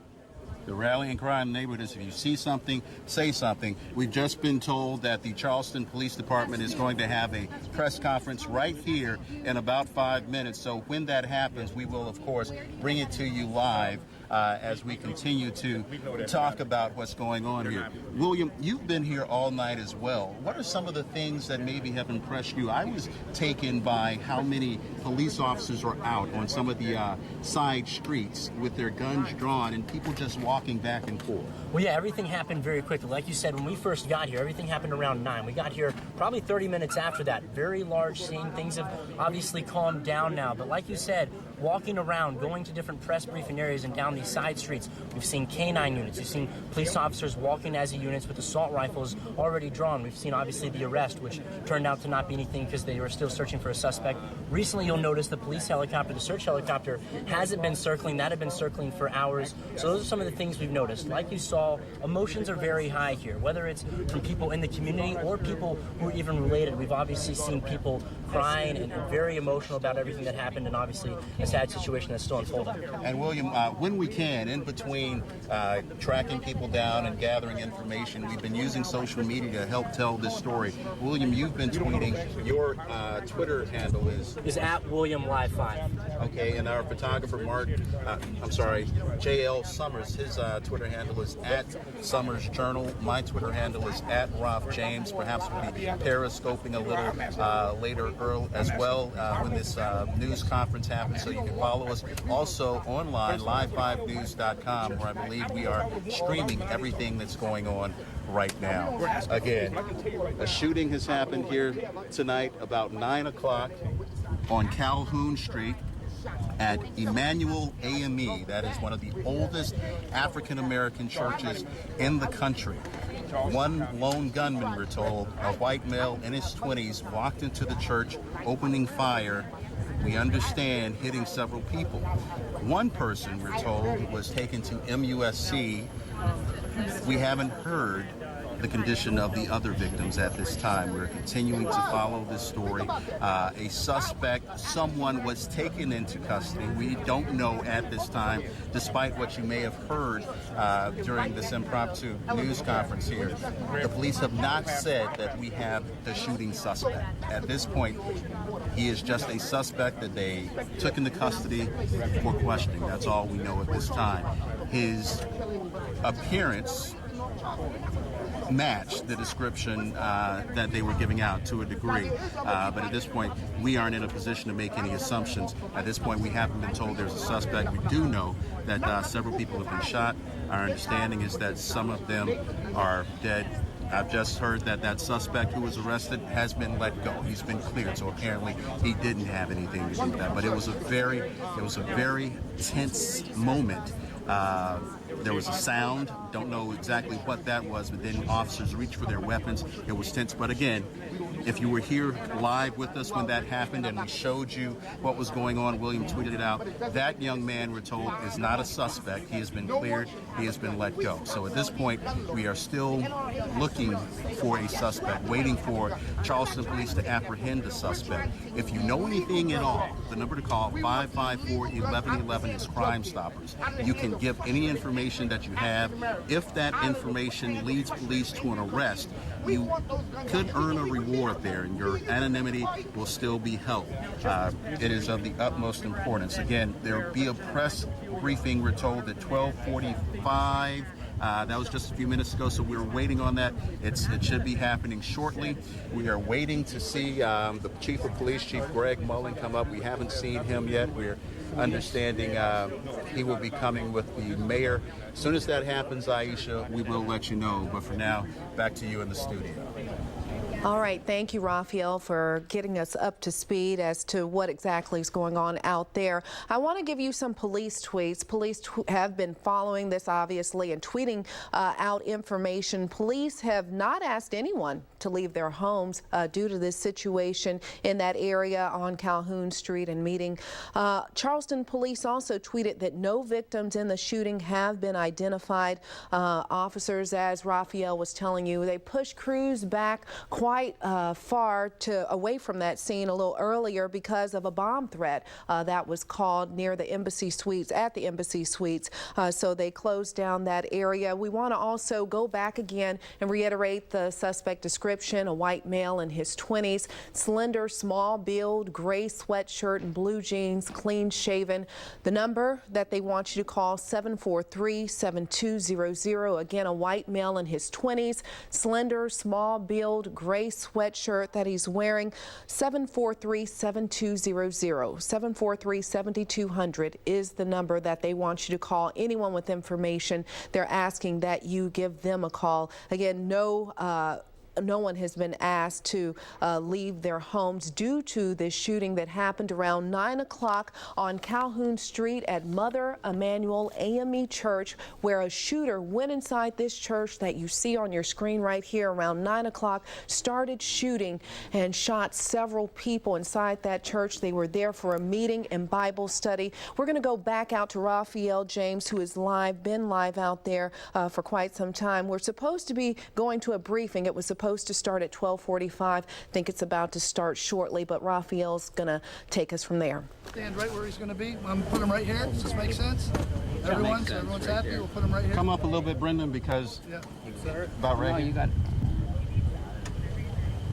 Briefing right now. That's what you saw, live pictures of them preparing for that briefing. It's going to happen in any second now. We're going to go live to that shortly when it does happen. Again, I want to go to that description of this person. This is still very active. They're still looking for this person. A description again of this person is he's in his early 20s, a white male wearing a gray sweatshirt, hoodie, a blue jeans, small, slender build, clean shaven. This is the guy that authorities are looking for, and they want you to call. A white male in his 20s, slender, small build, gray sweatshirt and blue jeans, clean shaven. 743-7200 is that number that they want you to call if you have any information about the shooting that happened earlier at Mother Emanuel AME Church, where the current pastor is State Senator Clemente Pinckney. He is the current pastor. No word if he was there when this shooting happened earlier tonight. Again, just waiting word for the latest in this situation that's going on Calhoun and on Meeting, where that bomb threat was called in. Supposed to be having a briefing at any moment to bring us up to speed. Looks like they're about to get ready to start.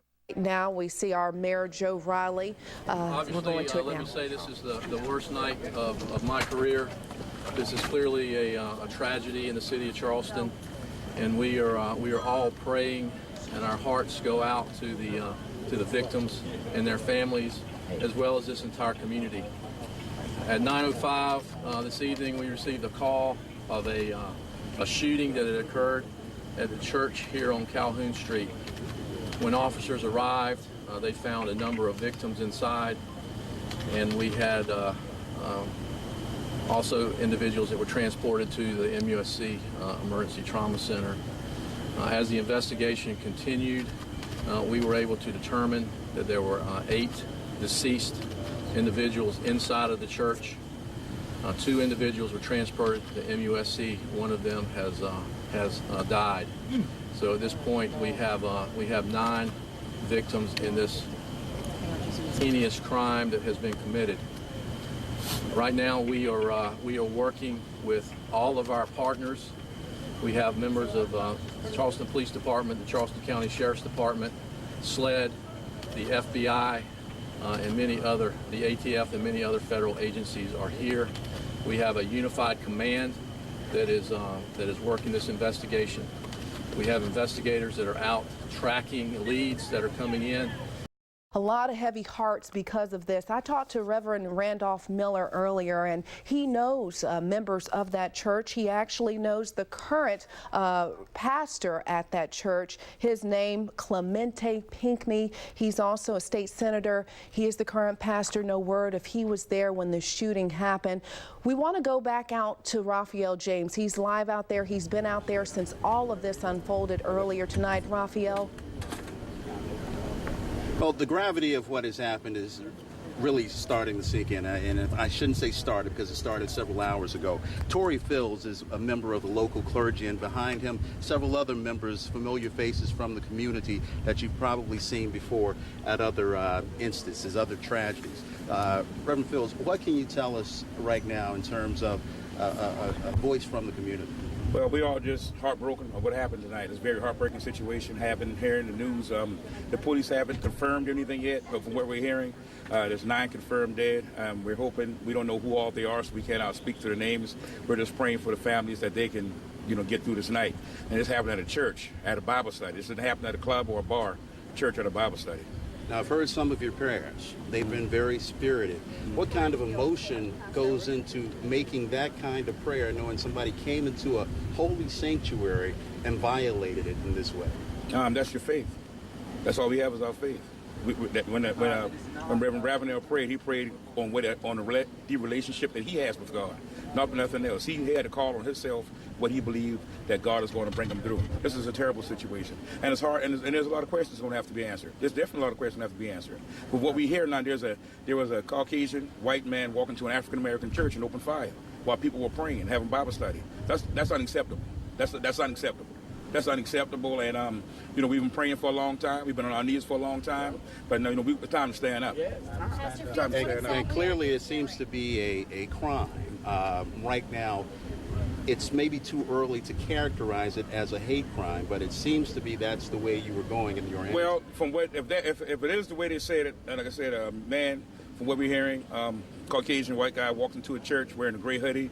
And just opened up, fired. One of them, they were a 90-year-old woman, a 5-year-old child. Like I said, these are just things we're hearing right now. And we want to hold off on that because the family hasn't been notified. Right. Exactly. So we don't know. All of this is unconfirmed, and we want to make sure you know that at home. And we're going to wait on the official confirmation of the ages and the names. That's all coming out. We're just here now to try to keep calmer heads.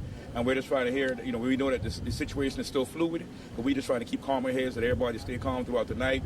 We don't know what's going on. I don't know if they got the shooter or not. They told us they did. Then right after they told us they had the shooter, we got a bomb threat. Guy said he had a bomb out here, so that's where we're at, the location we're at now. It's not at the church. So you see people out here. Many people have shown up. There are people all over the Low Country who aren't out here, who haven't come out here.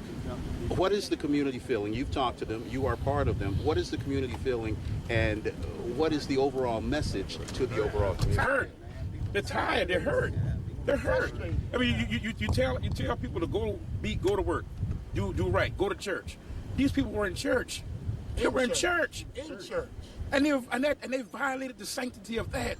The ramifications are way beyond that just what happened tonight. And this is just unacceptable. This is just unacceptable. But we do say, City of Charleston, they're out here, the law enforcement out here, the helicopters are here, and we do support them in this endeavor that they find this killer, that they find this person. We're working with them all we can right now to try to find out who did this. Like I said, we know this is not a time to be divisive. This is a time for us to come together. And we're hoping that we can keep cooler heads and we stay together. Because, we just don't want this thing to erupt and then Charleston becomes something else. But we need answers. Now, you said Charleston becomes something else. A few weeks something ago, like a Ferguson, we were in like the same situation with Officer Scott, a tragedy of a man being gunned down by the police. This is not really a good light that Charleston is being seen in right now. No, it's not. And I hate it because I love my city. But right now, Walter Scott, you can say, like I said, it's kind of hard to make a comparison. Walter Scott with a police officer shooting an unarmed man. This was something, we don't know it was a lone gunman, we don't know it was an organization coming into the house of God. Actually, it's just evil. It's sin. It's evil. It's evil. They mean to do that. Yeah, it's evil. People are scared to talk about the real issues, which is race. Yeah. That's what we duck around from. We don't want to talk about these issues, and they're here. They're in our community. People dislike other people simply by the color of their skin. And that's bad. And then you have the nerve to get on TV and say this is the holy city. What's holy about it? We are communities trying to live and survive. Why do we have to live like this? We have enough issues here now in Charleston. We don't need more. We need peace. And we asking y'all out there in the community to stand behind that. Please, stand by our peace. And we want to reiterate now, no one has said that this had anything to do with race. Well, no, it's say it, obvious. But it's obvious. It's obvious that it's race. It's obvious. What else could it be? You know, you got a white guy going into an African American church. I mean, that's choice.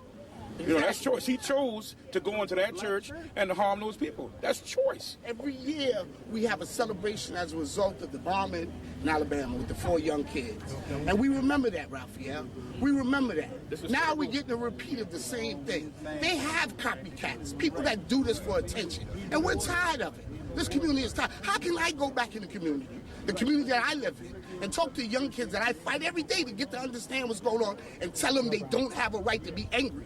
They're angry, and they have every right in the world to be angry because this is happening in our community, and we're tired of it. Okay, so they're angry and they're tired of it. What then can the community do? We've tried everything.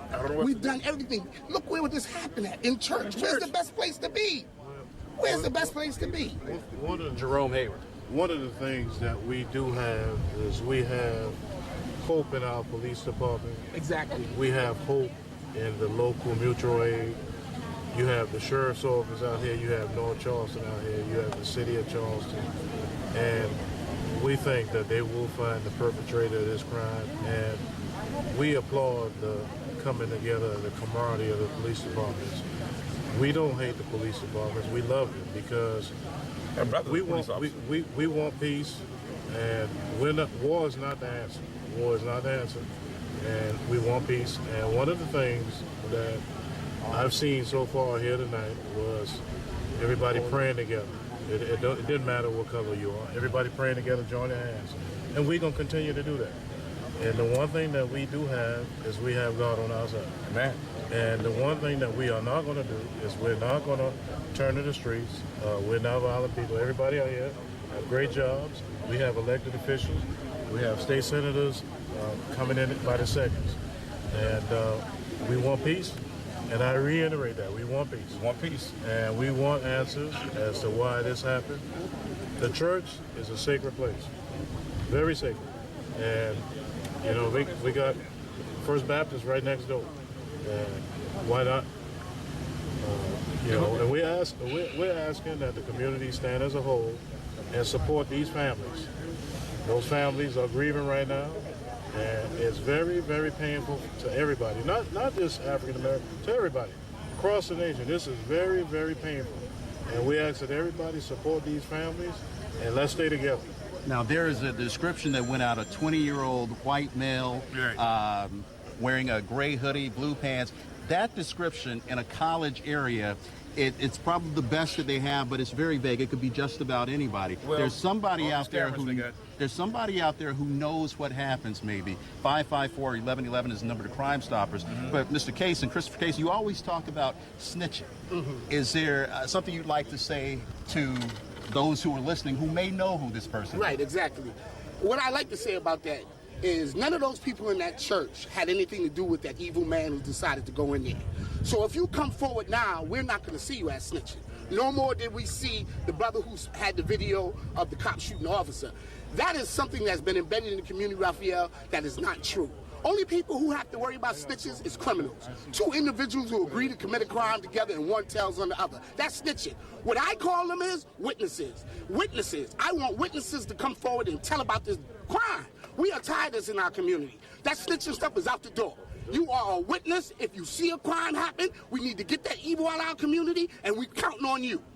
The rallying cry in the neighborhood is if you see something, say something. We've just been told that the Charleston Police Department is going to have a press conference right here in about 5 minutes. So when that happens, we will, of course, bring it to you live as we continue to talk about what's going on here. William, you've been here all night as well. What are some of the things that maybe have impressed you? I was taken by how many police officers are out on some of the side streets with their guns drawn and people just walking back and forth. Well, yeah, everything happened very quickly. Like you said, when we first got here, everything happened around 9. We got here probably 30 minutes after that. Very large scene. Things have obviously calmed down now. But like you said, walking around, going to different press briefing areas and down these side streets. We've seen K-9 units. We've seen police officers walking as units with assault rifles already drawn. We've seen, obviously, the arrest, which turned out to not be anything because they were still searching for a suspect.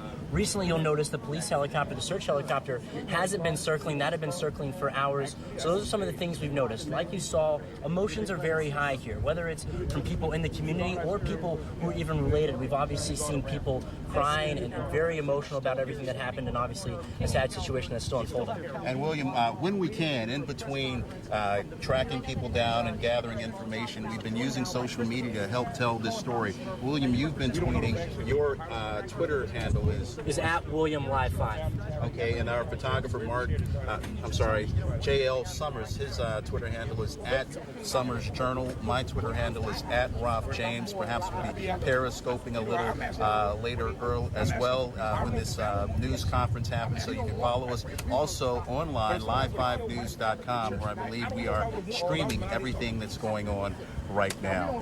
Again, a shooting has happened here tonight about 9 o'clock on Calhoun Street at Emanuel AME. That is one of the oldest African-American churches in the country.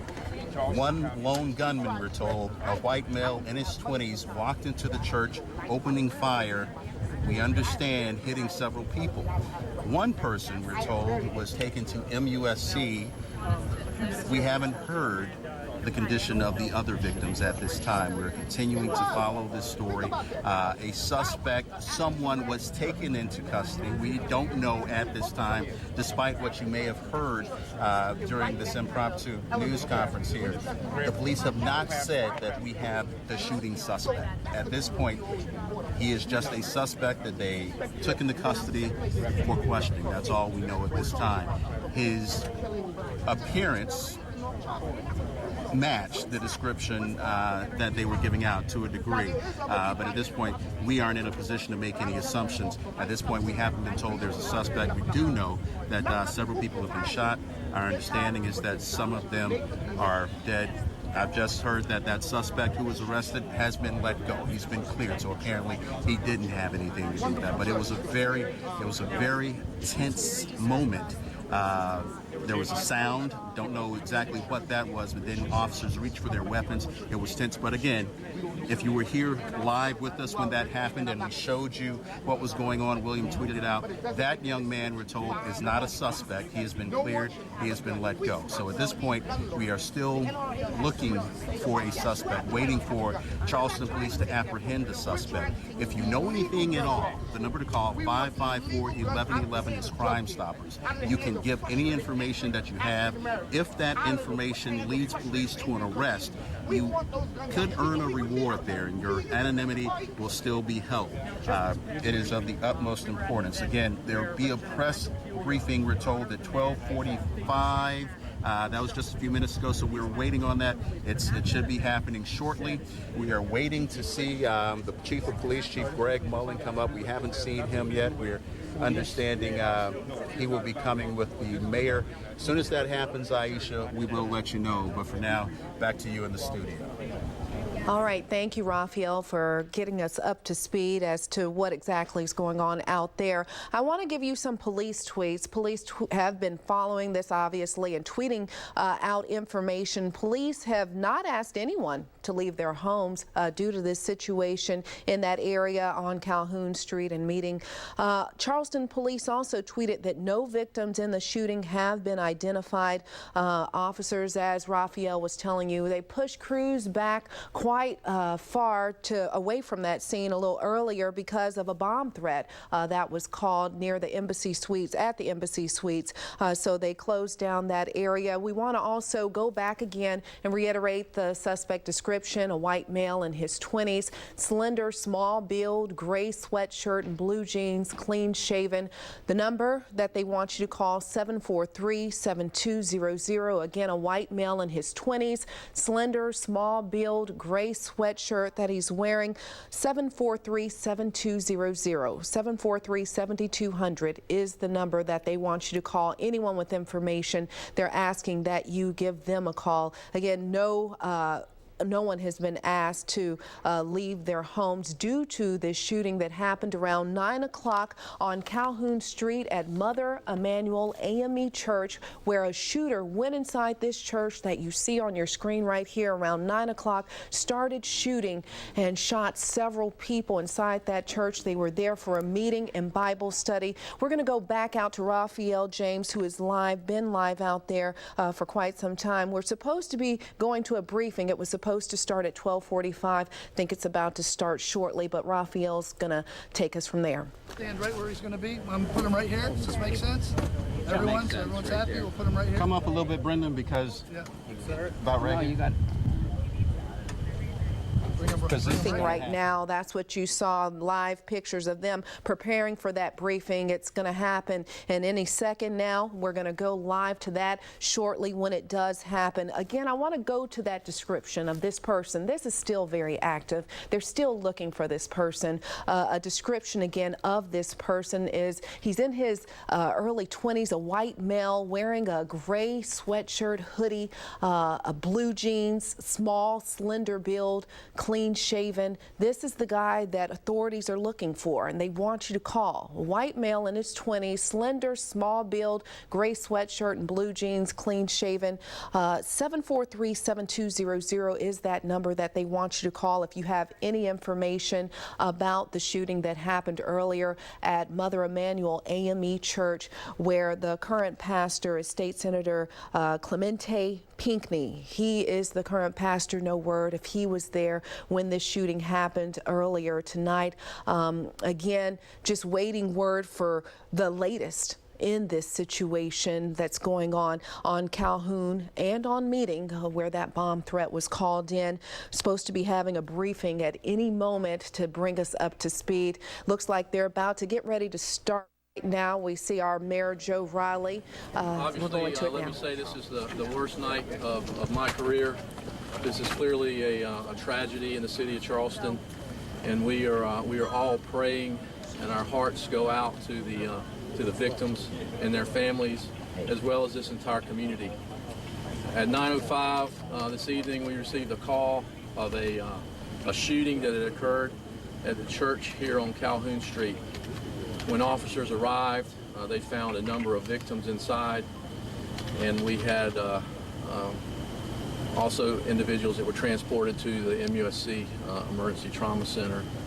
As the investigation continued, we were able to determine that there were 8 deceased individuals inside of the church. 2 individuals were transported to the MUSC. One of them has died. So at this point, we have 9 victims in this heinous crime that has been committed. Right now, we are working with all of our partners. We have members of the Charleston Police Department, the Charleston County Sheriff's Department, SLED, the FBI, and many other, the ATF and many other federal agencies are here. We have a unified command that is working this investigation. We have investigators that are out tracking leads that are coming in, and we will continue to do that until we find this individual who has carried out this crime tonight and bring him to justice. We are looking for a white male, approximately 21 years old, sandy blonde hair, and he obviously is extremely dangerous. And what we are asking that if anyone in the community has information about this particular individual, that he contact law enforcement immediately. We have all the resources that are available to us, not only locally, but from the state as well as federal agencies.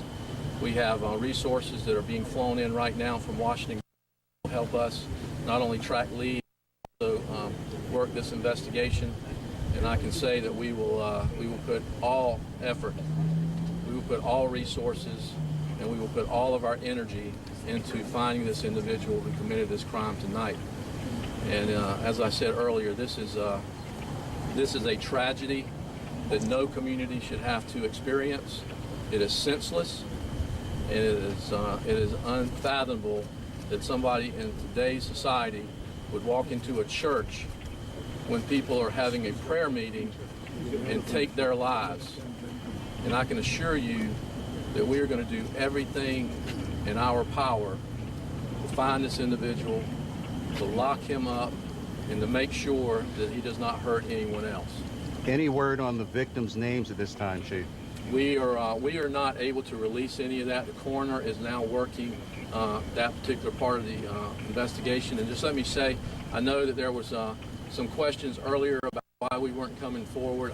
As you can imagine, this was a very chaotic scene when we arrived.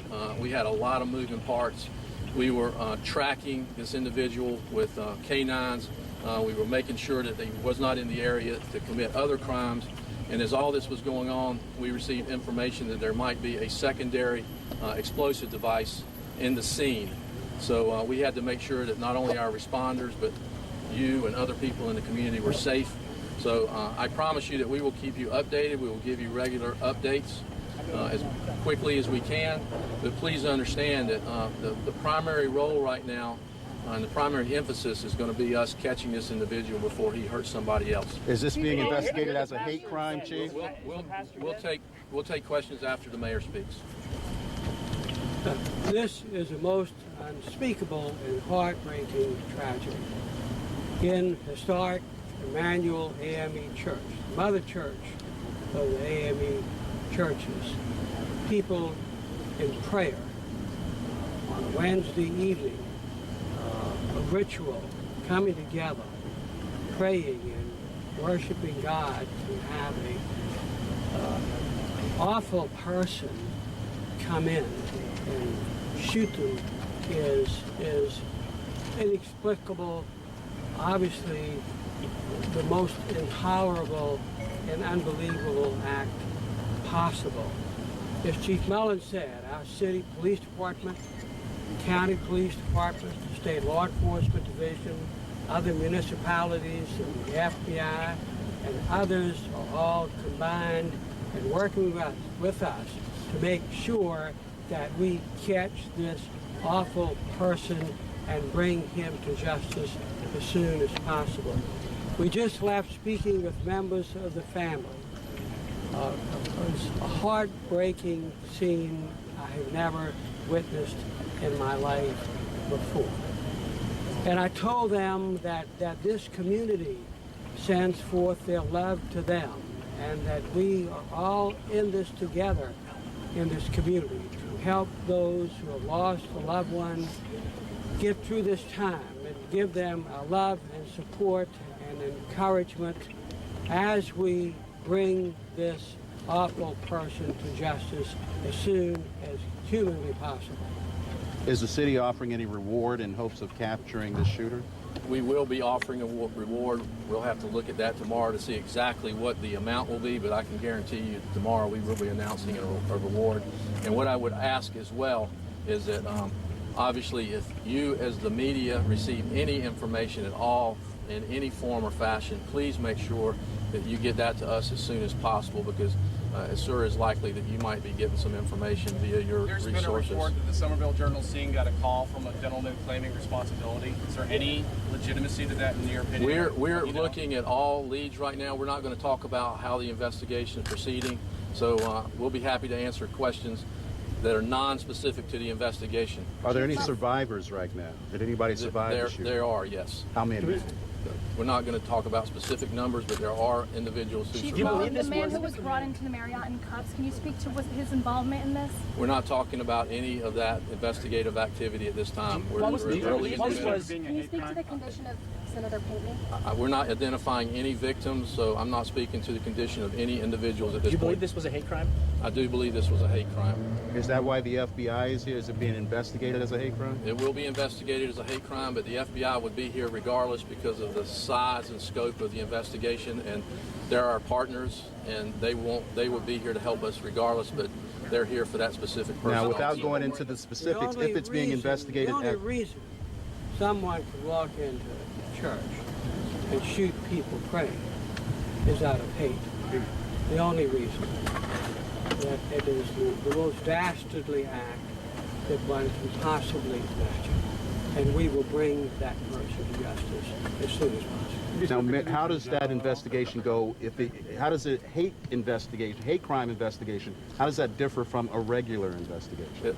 The methods and the techniques that will be used in the investigation will be the exact same thing. What occurs is as we go forward with any type of prosecution, that's where those particular regulations would come into play. Do you know, as far as you know, there is only one gunman, is that right? Or As far as we know right now, there's only one person that we're looking at. That's correct. We've seen some prayer. I can't listen. I can only answer one person. So we've seen some prayer, and we've seen obviously some anger as well. What's the message to the community right now? Well, the message to the community is that this is an opportunity for us all to unite because of a significant tragedy that has occurred. And what we need right now is we need everybody to come together and pray for these families, and we need them to come together and help us find this person so nobody else is hurt.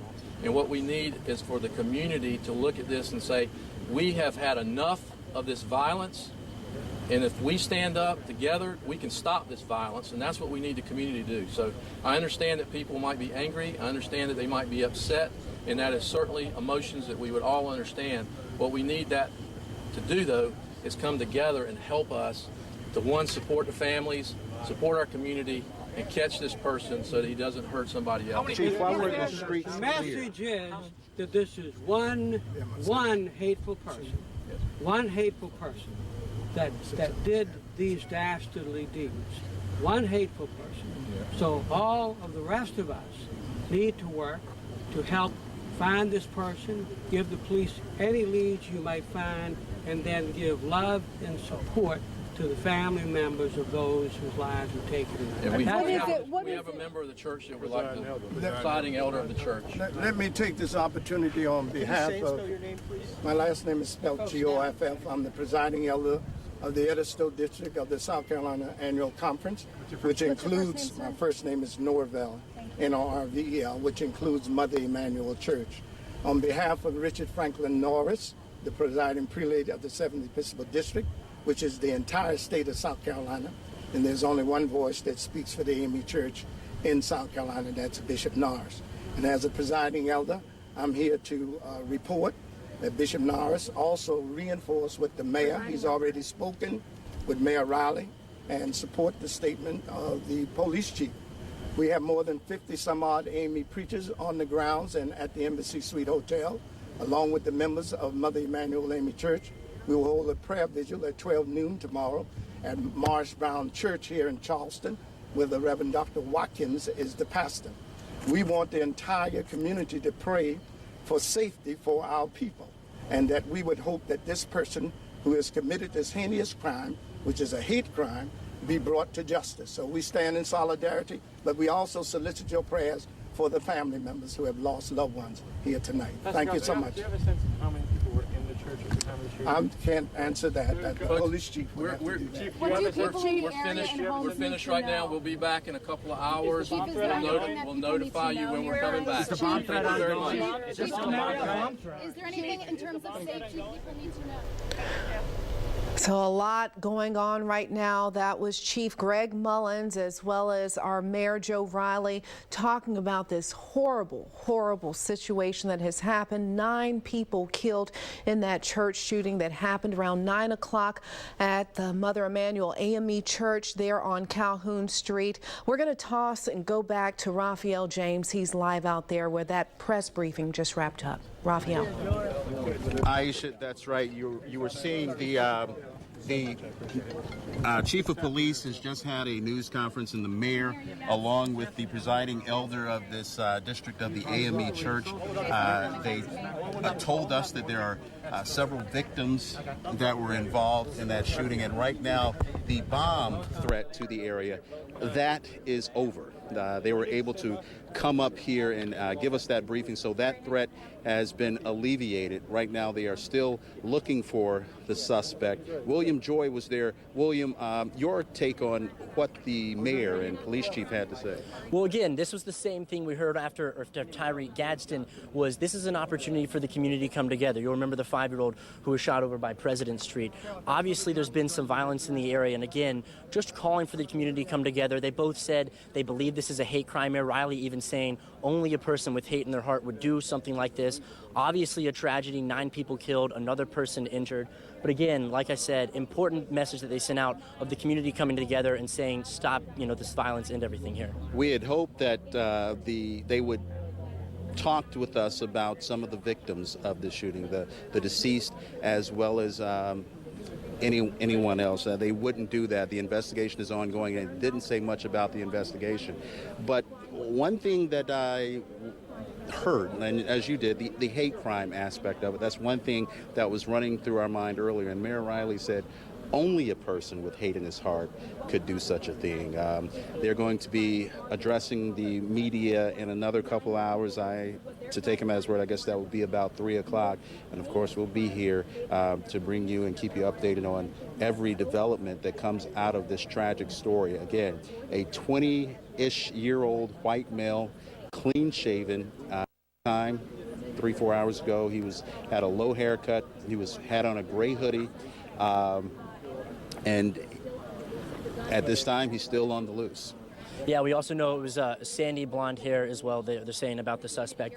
And again, like you said, it's obviously a tragedy, and in this conference, in a few hours, hopefully we'll find out more information exactly what happened. But we do know, unfortunately, a Bible study going on, church member said, with 11 people in it at the time. And Elder James Johnson is here now. He's with the local chapter of the National Action Network. He's the state president now. Tell us, how is NAN responding to this? Okay, I just got off the phone with the Reverend Al Sharpton. He will be flying in tomorrow to pray with the pastors of the Low Country. And of course, Reverend Sharpton is the head of the National Action Network. Exactly. But what we want to do is ask the community to remain calm. Let the policemen do their jobs. But tomorrow we're asking everybody to come out at noon to pray with the whole Charleston, that we can bring peace and calm to this city. Now, knowing this community, this is my community. Right. Knowing this community, you're not going to have enough people in to seat the community who's going to show up in Morris Brown. I'm pretty sure the seats will be filled to the capacity, but people outside, please just come and join us, and just send a message to the perpetrator that you're not going to stop this city. This city is known as the Holy City, a peaceful city, and we want everybody out tomorrow to be out there to pray for the families. And that's Morris Brown, a few blocks from here tomorrow at noon. Exactly, right. Mm-hmm. Elder James Johnson, thank you very much for stopping here and talking with us today. And that's what's going on here at the scene. People have been waiting. Some of their questions have been answered. The families are, I'm sure, dealing with this as the mayor and the chief, I'm sure, have briefed them already as to what is going on.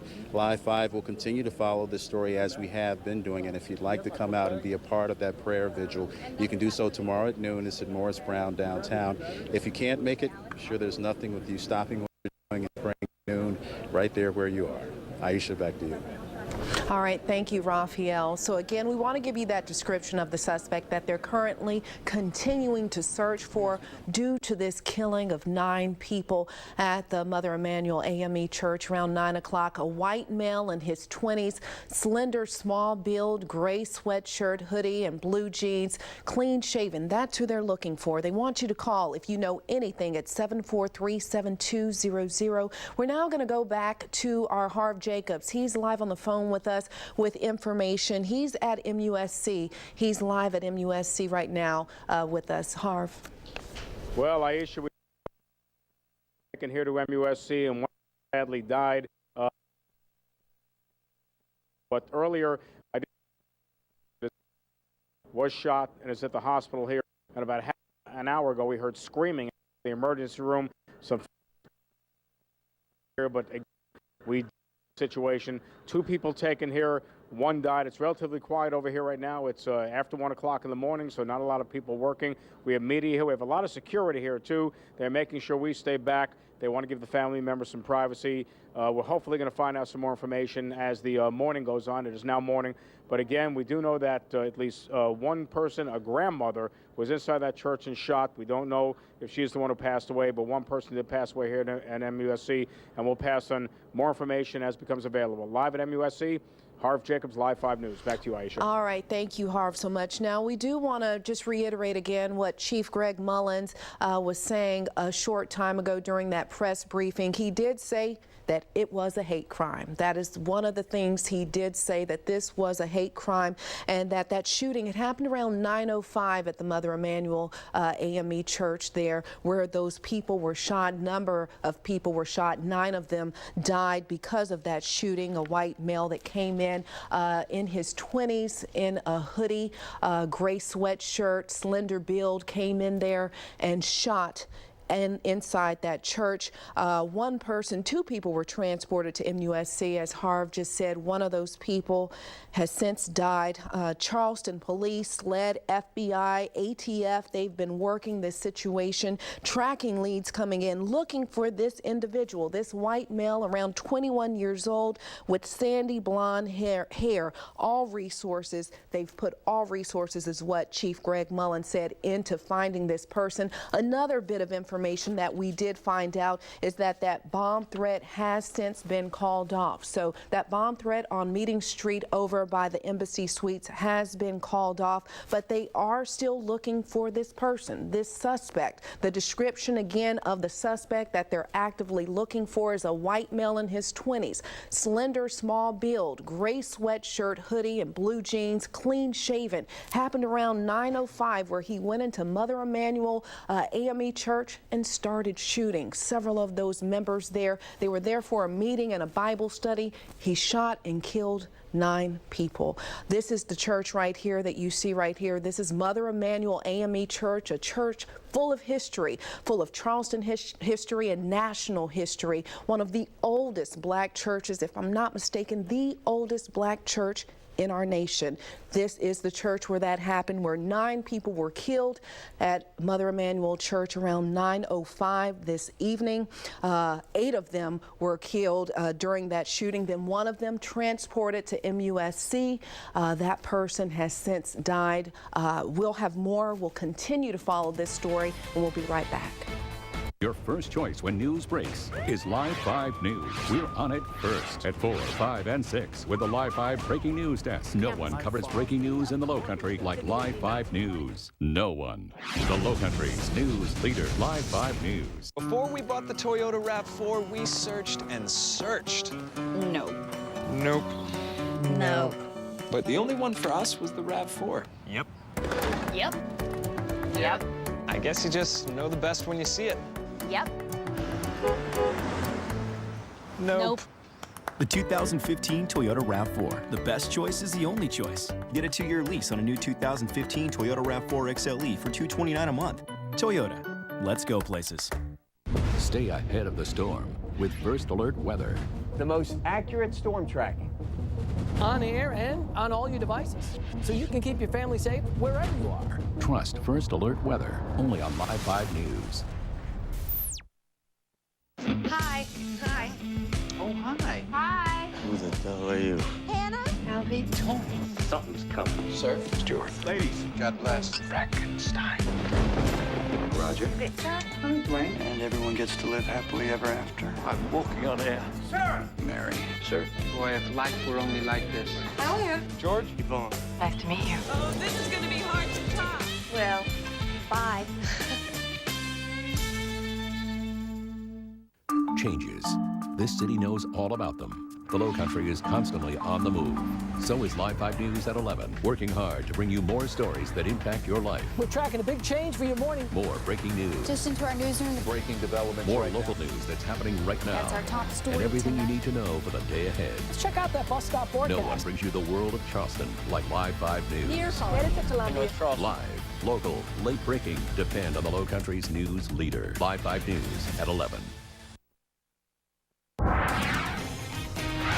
We're continuing to follow the situation happening on Calhoun Street, where 9 people were killed in a church shooting that happened around 9:05 yesterday evening at Mother Emanuel AME Church. We saw Chief Greg Mullins just a short time ago say that this is a hate crime that happened yesterday around 9:05. Several victims found inside that church. 2 people were transported to MUSC. 1 has since Pants died. A tragedy, something that so many people are talking about, so many of our representatives, so many people have something to say about. This is the church right here, Mother Emanuel AME, where the pastor, the current pastor, is Clemente Pinckney.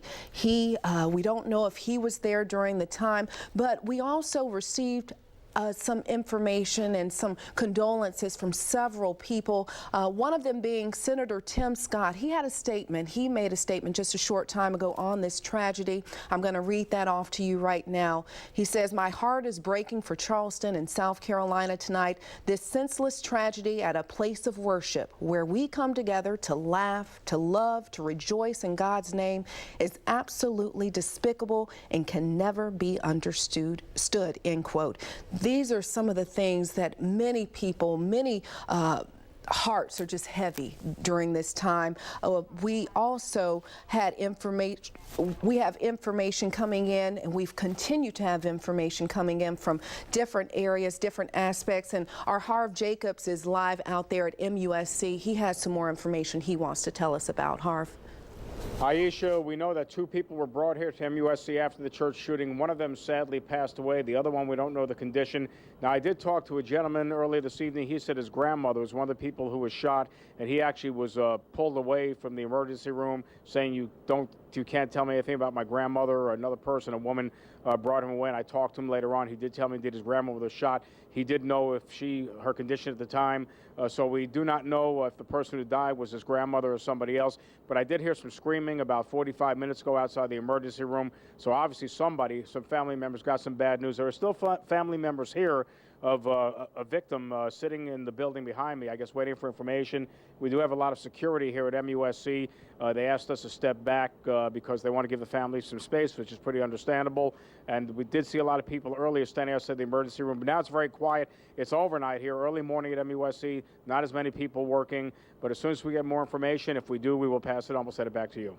All right, thank you so much, Harv, for that report out there at MUSC. As he said, 2 people were transported to MUSC.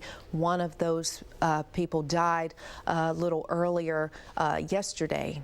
And we also want to continue to give you a description of this suspect. We want to put that back on the screen. A white male in his 20s, slender, small build, gray sweatshirt and blue jeans, a clean-shaven young man in his 20s, as I said, in a slender, small build. There's also a number that they want to make sure that you give them a call. If you have seen anything, if you know anything, 743-7200. Call dispatch. They want to know what you know about this situation that happened around 9:05. Again, I want to just reiterate the description of the person that they're looking for. He is a white male in his 20s, slender, small build, gray sweatshirt, hoodie, blue jeans, Timberland boots is what they were saying earlier is what he's possibly wearing, and clean shaven.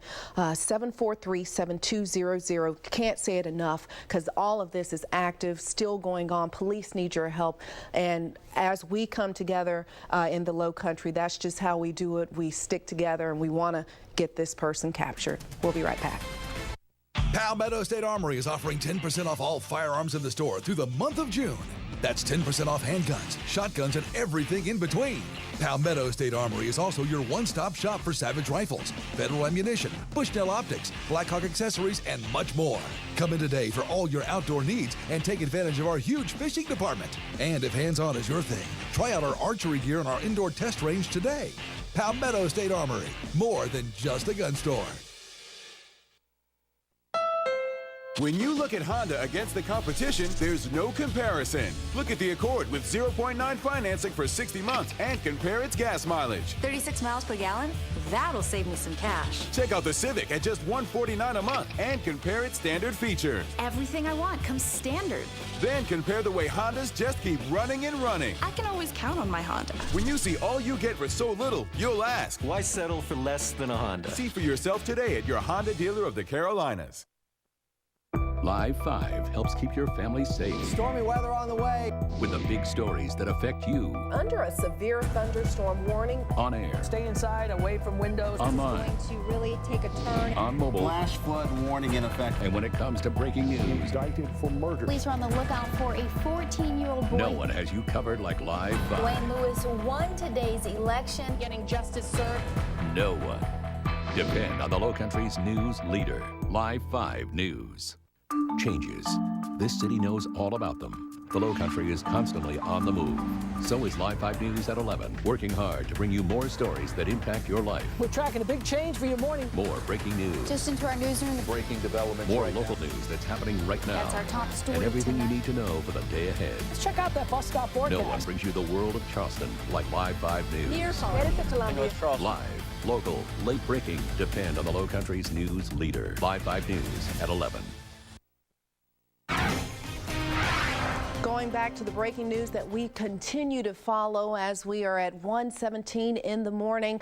This all happened around 9:05 on Calhoun Street in downtown Charleston at Mother Emanuel AME Church, where a young white male with slender build went inside that church. Here's his description right here. Gray sweatshirt and blue jeans, clean shaven, went inside that church and shot and killed several people inside that church.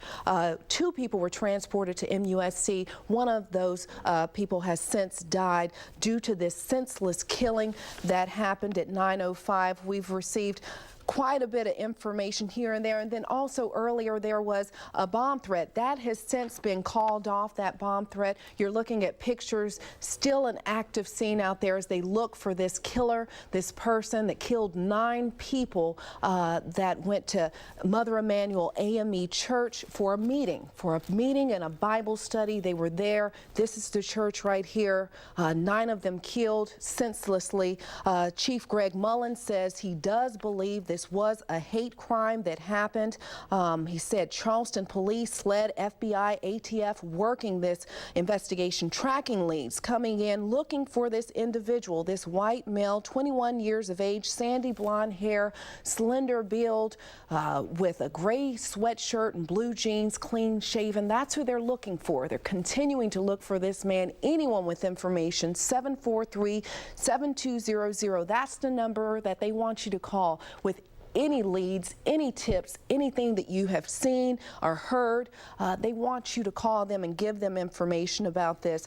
We heard also earlier from Mayor Joe Riley. He said this is a huge tragedy, a tragedy to think that people were coming together to pray inside of a church and praying together, worshiping God, and they end up dead. They end up shot. A reward is being announced tomorrow for the suspect in this fatal multiple shooting. No victims' names at this time. During that briefing, Chief Mullins did not give any victims' names at this time. A chaotic scene. It's been a scene since last night around 9 o'clock. Scanners, everything going wild due to this situation. Now, Chief Mullins said the primary goal is catching this person that did this. Because of the situation, Jeb Bush, he was supposed to be coming to town. He canceled all of his scheduled events. They've been canceled due to this shooting. We also had information, a statement that came in from our governor, Nikki Haley. She said that she, along with her kids, her husband, they're praying for the victims and families that are touched by tonight's senseless tragedy at Emanuel AME Church. While we do not know yet all of the details, we do know that we'll never understand what motivates anyone to enter one of our places of worship and take the life of another. And they're asking that you please join in lifting up the victims and their families with love and prayers. There's also going to be a prayer vigil that's going to be going on tomorrow. Elder Johnson with the National Action Network, he was talking about a prayer vigil that they're going to have around noon. They're going to be praying at Morris Brown, and he says the Reverend Al Sharpton is supposed to be flying in. He's expected to be here as well. So a lot of people just touched by this situation. A short time ago, our U.S. Senator Tim Scott, he released a statement as well, saying that his heart is breaking for Charleston. He actually is heading here tomorrow. I see that he's leaving Washington to return home to South Carolina as soon as possible. He says, quote, his heart is breaking for Charleston and South Carolina tonight. This senseless tragedy at a place of worship where we come together to laugh, to love, and rejoice in God's name is absolutely despicable and can never be understood. So many people with heavy hearts here in Charleston and beyond, because it is senseless what happened and took place last night at 9:05. We're going to collect ourselves. We'll be right back with more. We're continuing to follow breaking news at 1:23 this morning.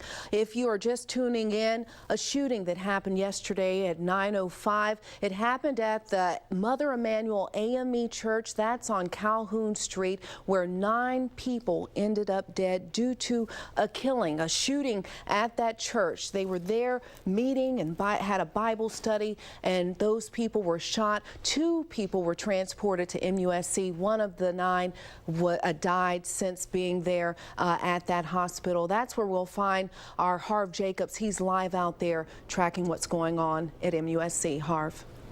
Hi, Isha. As you said, 2 people were taken here to MUSC after the shooting at the church. One of them did die. I did talk to a gentleman earlier this evening, or last night, I guess I should say. It's morning now. He did tell me his grandmother was shot at the church. We do not know if she is the victim who died.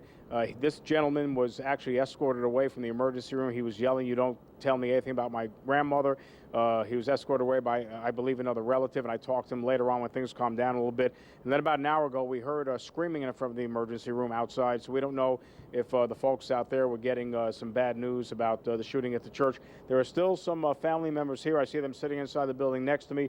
A lot of security here at MUSC, making sure that we don't bother folks. You know, a lot of tension tonight after this has been alluded. It's been called a hate crime. What a horrible, horrible night. 9 people dead after the church shooting. The names of the victims have not been released. We know the pastor of the church is State Senator Clemente Pinckney. We don't know anything about his fate yet, but I did see a tweet a short time ago from the Reverend Al Sharpton, who's head of the National Action Network, and he basically was sending out prayers and condolences for Clemente Pinckney and the other members of the church. Interestingly enough, today is also the anniversary of the Charleston 9, the 9 firefighters who died in the Sofa Superstore fire 8 years ago. So it is unbelievable for something like this to happen on the same day of the anniversary of the tragic fire. Hopefully we'll have more information as the night becomes available. Police still looking for the shooter, a white male. Mayor Joe Riley and Police Chief Greg Mullen called it a hate crime.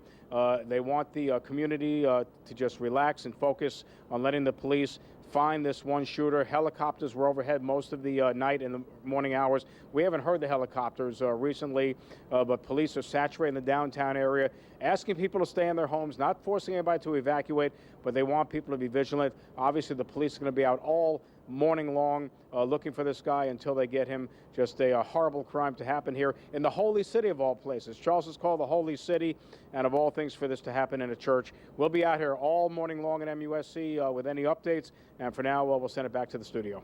All right. Thank you so much, Harv, for that update. And we want to continue to talk about the description. Again, this is a white male in his 20s, slender, small build, gray sweatshirt, hoodie, and blue jeans, clean shaven. This is his description, and police want you to call 743-7200. They want you to call that number if you've seen anything, if you've heard anything, any information that you have that can relate to this shooting at 9:05 yesterday at the Mother Emanuel AME Church. They want you to call them, 743-7200. Again, 9 people killed in this senseless shooting that happened at 9:05 at the Mother Emanuel Church. We're continuing to stay on this story. We'll continue to have live reports. This is the church right here, Mother Emanuel, a huge history, not only in our state, but in our nation. A very, very prominent church where the current pastor is Clemente Pinckney. He is the current pastor there. No word if he was there when all of this happened. But again, 9 people killed in this church shooting that happened at 9:05. Chief Mullins, again, he talked a short time ago, and he said that this is indeed a hate crime. Our mayor, Joe Riley, said the same sentiment. Both disgusted. So many people hurt, upset. There was a prayer circle that was happening with family and clergy and many people around the Low Country coming together, praying about what happened. Very angry, very upset, and they will continue possibly to be out there for some time. We'll be right back. Again, we want to update you on what exactly is going on Calhoun Street. We had a press conference a little time ago. Police Chief Greg Mullins, he was telling us that there has been a hate crime and 9 people ended up killed. It happened at 905 on Calhoun Street, downtown. Mother Emanuel, that is where that shooting took place, and multiple lives because of that shooting. The person that they are looking for, we want to give you that description again as well. A brief description: a white male in his 20s, slender, small build, gray sweatshirt and blue jeans, clean shaven. That's the person that they're looking for. This person is the person that they are saying committed this horrible, horrible act at Mother Emanuel AME at 905. And Police Chief Greg Mullins says they will not stop until they find this person. A white male in his 20s, a slender, small build, gray sweatshirt and blue jeans, also Timberland boots is what they were saying as well, and clean shaven, and that he also had sandy blonde hair, possibly 21 years old.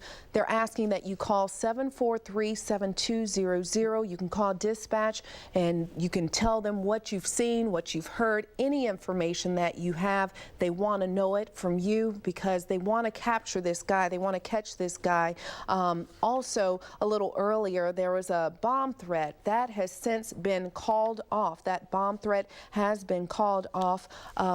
The 9 people that died in this shooting, we haven't heard any information about their identification, so we haven't gotten that information. Police chief did not give us that information, but he did say they are actively looking for this person. They want to find this person that committed this horrible act. Mayor Joe Riley, he just said so many sentiments about how horrible it is that people were just coming together to pray and worship God, and they ended up shot. A reward has been announced tomorrow, or will be announced tomorrow, for the suspect in this fatal multiple shooting. So we have crews out there. This is the church that you see right here, Mother Emanuel AME Church, where this happened yesterday at 9:05. We're currently at 1:32 in the morning, and they're still out there looking for this suspect, this person that committed this act. Let's go back again to that description: white male in his 20s, slender, small build, gray sweatshirt and blue jeans, clean shaven. We'll be right back. Have you been hurt in a car wreck or hurt at work? George Sink Injury Lawyers was voted best law firm by readers of the state newspaper. I'm attorney George Sink, and my law firm helps injured people. Call us today for a free consultation. 1-800-849-SINK. When you look at Honda against the competition, there's no comparison. Look at the Accord with 0.9 financing for 60 months and compare its gas mileage. 36 miles per gallon? That'll save me some cash. Check out the Civic at just $149 a month and compare its standard features. Everything I want comes standard. Then compare the way Hondas just keep running and running. I can always count on my Honda. When you see all you get for so little, you'll ask, why settle for less than a Honda? See for yourself today at your Honda dealer of the Carolinas. We live in a world of mobile technology, but it is not the device that is mobile. It is you. Real Madrid have about 450 million fans. We're trying to give them all feeling of being at the stadium. The Microsoft Cloud gives us the scalability to communicate exactly the content that people want to see. Will help people connect to their passion of living Real Madrid. Live 5 helps keep your family safe Stormy weather on the way. with the big stories that affect you. Under a severe thunderstorm warning. On air, Stay inside, away from windows. online, Going to really take a turn. on mobile, Flash flood warning in effect. and when it comes to breaking news, Indicted for murder. Police are on the lookout for a 14-year-old boy. no one has you covered like Live 5. Dwayne Lewis won today's election. Getting justice served. No one. Depend on the Lowcountry's news leader, Live 5 News. This is my real true story. Lady ran this red light and hit me. I did dial **** from this cell phone. I'm attorney George Sink. Whether you've been hurt in a car wreck in Monk's Corner, Beaufort, Charleston, anywhere in the Low Country, call me on your cell phone, ***Sink. Again, getting you up to speed as to what's going on at 1:35 this morning.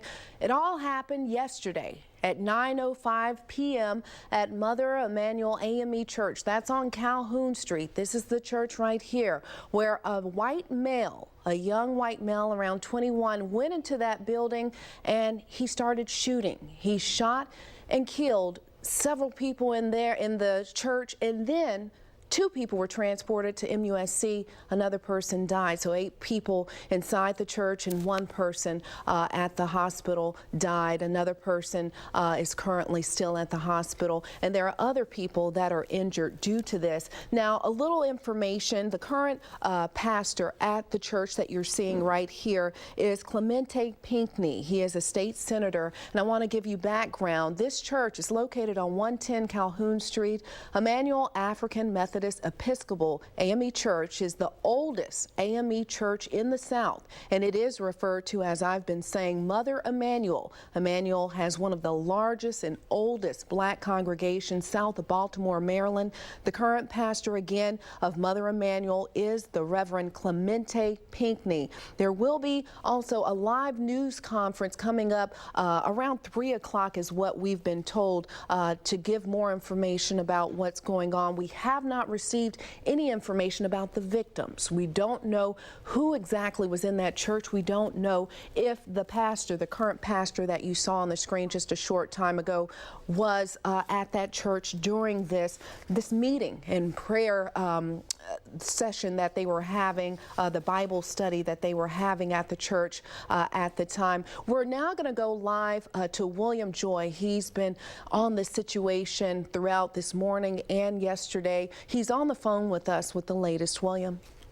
Yeah, Aisha, just a few minutes ago, actually, there was another prayer circle. We've seen 3 of these now, just in the middle of Calhoun Street here, people praying, singing songs. And again, like I said, this is the 3rd one we've seen. We saw religious leaders very early on, along with other community activists like Wendell Gilliard here praying. And again, just asking the community to come together. That's one of the things is, as tragic as this situation is, we have seen a lot of prayer and a lot of people really coming together. Again, the last thing we heard was that press conference. At the very end of it, Police Chief Greg Mullen said to expect another one in a few hours. That was probably about 30 minutes ago now, maybe about 45. So we are still waiting on more information at this point, Aisha.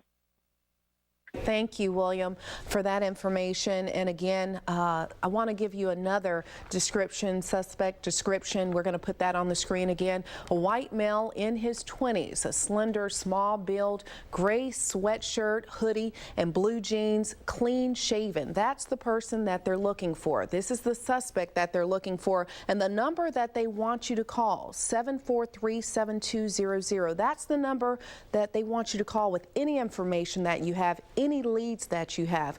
We're going to continue in just a minute. Your first choice. Continuing to follow this breaking news that happened yesterday at 9:05. We're at 1:40 in the morning now.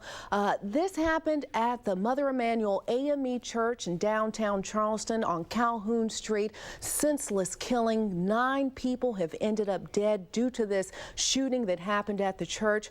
This is the church right here on the screen that you're seeing right now. This is Mother Emanuel. This is where State Senator Clemente Pinckney, he is the current pastor at this church. I want to also give you a description of the person that they're currently looking for. Authorities are looking for this person, a white male in his 20s, slender, small build, gray sweatshirt, hoodie, and blue jeans. And they were also saying that he had some Timberland boots on, clean-shaven man, and he had sandy blonde hair. That is the person that they're currently looking for. Many agencies, multiple agencies out looking for this person.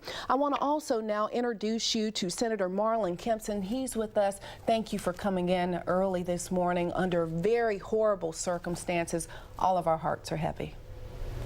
You're right. This is one of the most horrific instances that I've ever heard about. We're asking for prayers across the nation for this city. I can tell you that my heart goes out to my colleague, Senator Clemente Pinckney, and all of the victims and the family members who are members at Mother Emanuel AME. Details are still unraveling, so we don't know yet exactly how many deaths they are and how many are critically injured, but we do know that it is very, very serious. And this is a time like none ever before for this region and this nation to come together and talk honestly about race relations. Right. Now, we did receive confirmation during that briefing that they had, press conference earlier with Chief Greg Mullins, that 9 people did end up dead in this senseless shooting at a place where people pray, where people worship, where people go to fellowship.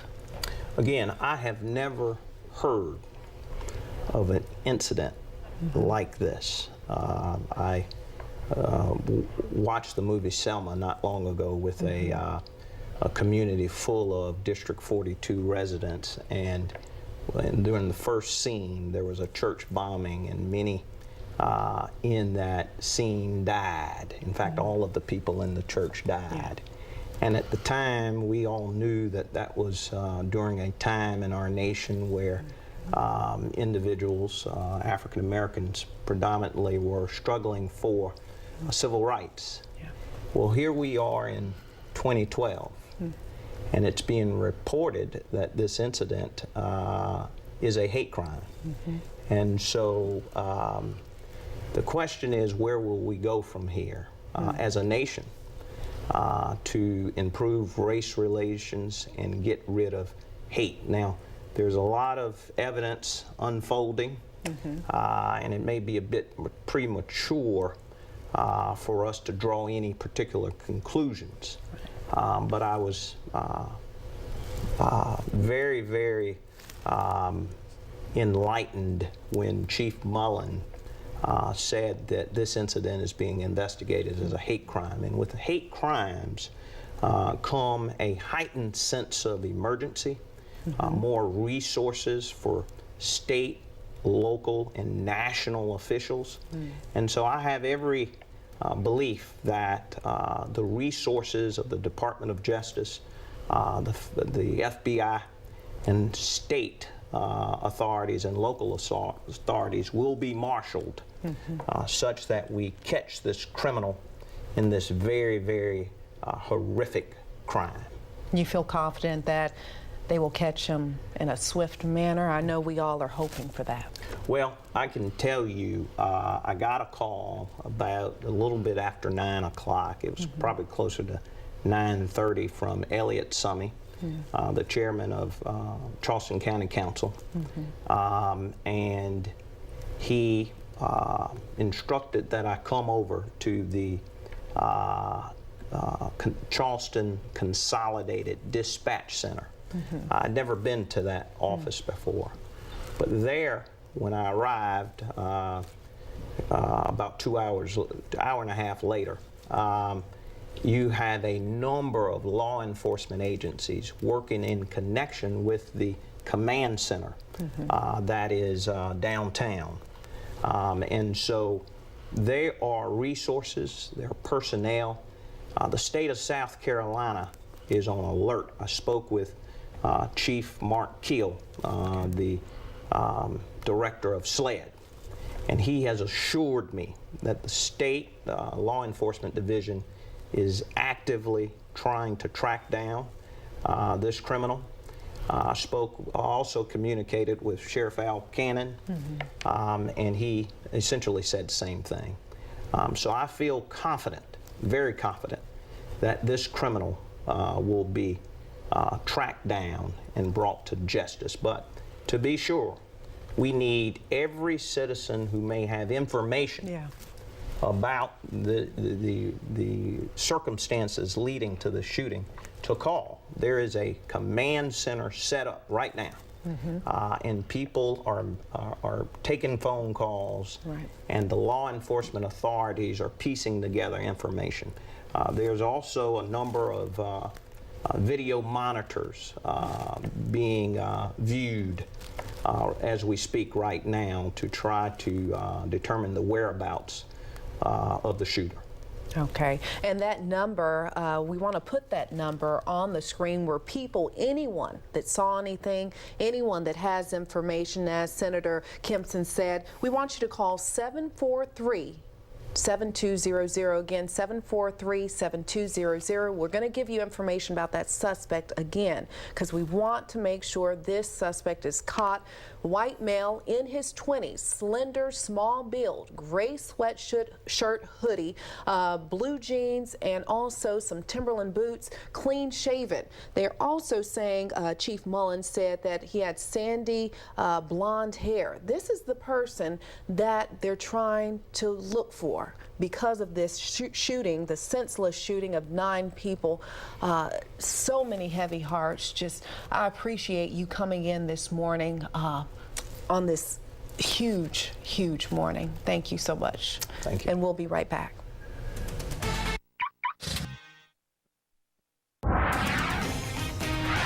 So again, we want to reiterate what exactly happened, a fatal shooting at Mother Emanuel AME Church. This all happened yesterday around 9:05 p.m. at Mother Emanuel Church. This is the church right here where this incident happened. 9 people dead. 2 of those people, 2 people were transported to MUSC. One of them has since passed, making it 9 people that have died in this shooting. We're going to continue to follow this story throughout the entire night. We're also going to go live to that news conference. That news conference is supposed to take place around 3 a.m. We're going to break in and go live to that. You can continue to follow us on air, online, at live5news.com as we continue to follow this story, because we're trying to catch this killer. I want to bring the information back on the screen. A white male in his 20s, a slender, small build, gray sweatshirt, hoodie, and blue jeans and Timberland boots, clean shaven with sandy blonde hair is what we were being told by Chief Mullins. We want to make sure that you know who they're looking for and the number that you need to call, 743-7200. That's the number they want you to call. Police want you to call 743-7200. That's dispatch, and you can give them any information that you have regarding this senseless shooting that happened yesterday at 9:05 at Mother Emanuel AME Church. We just want to continue to stay on this story and stay with us, and we'll have more.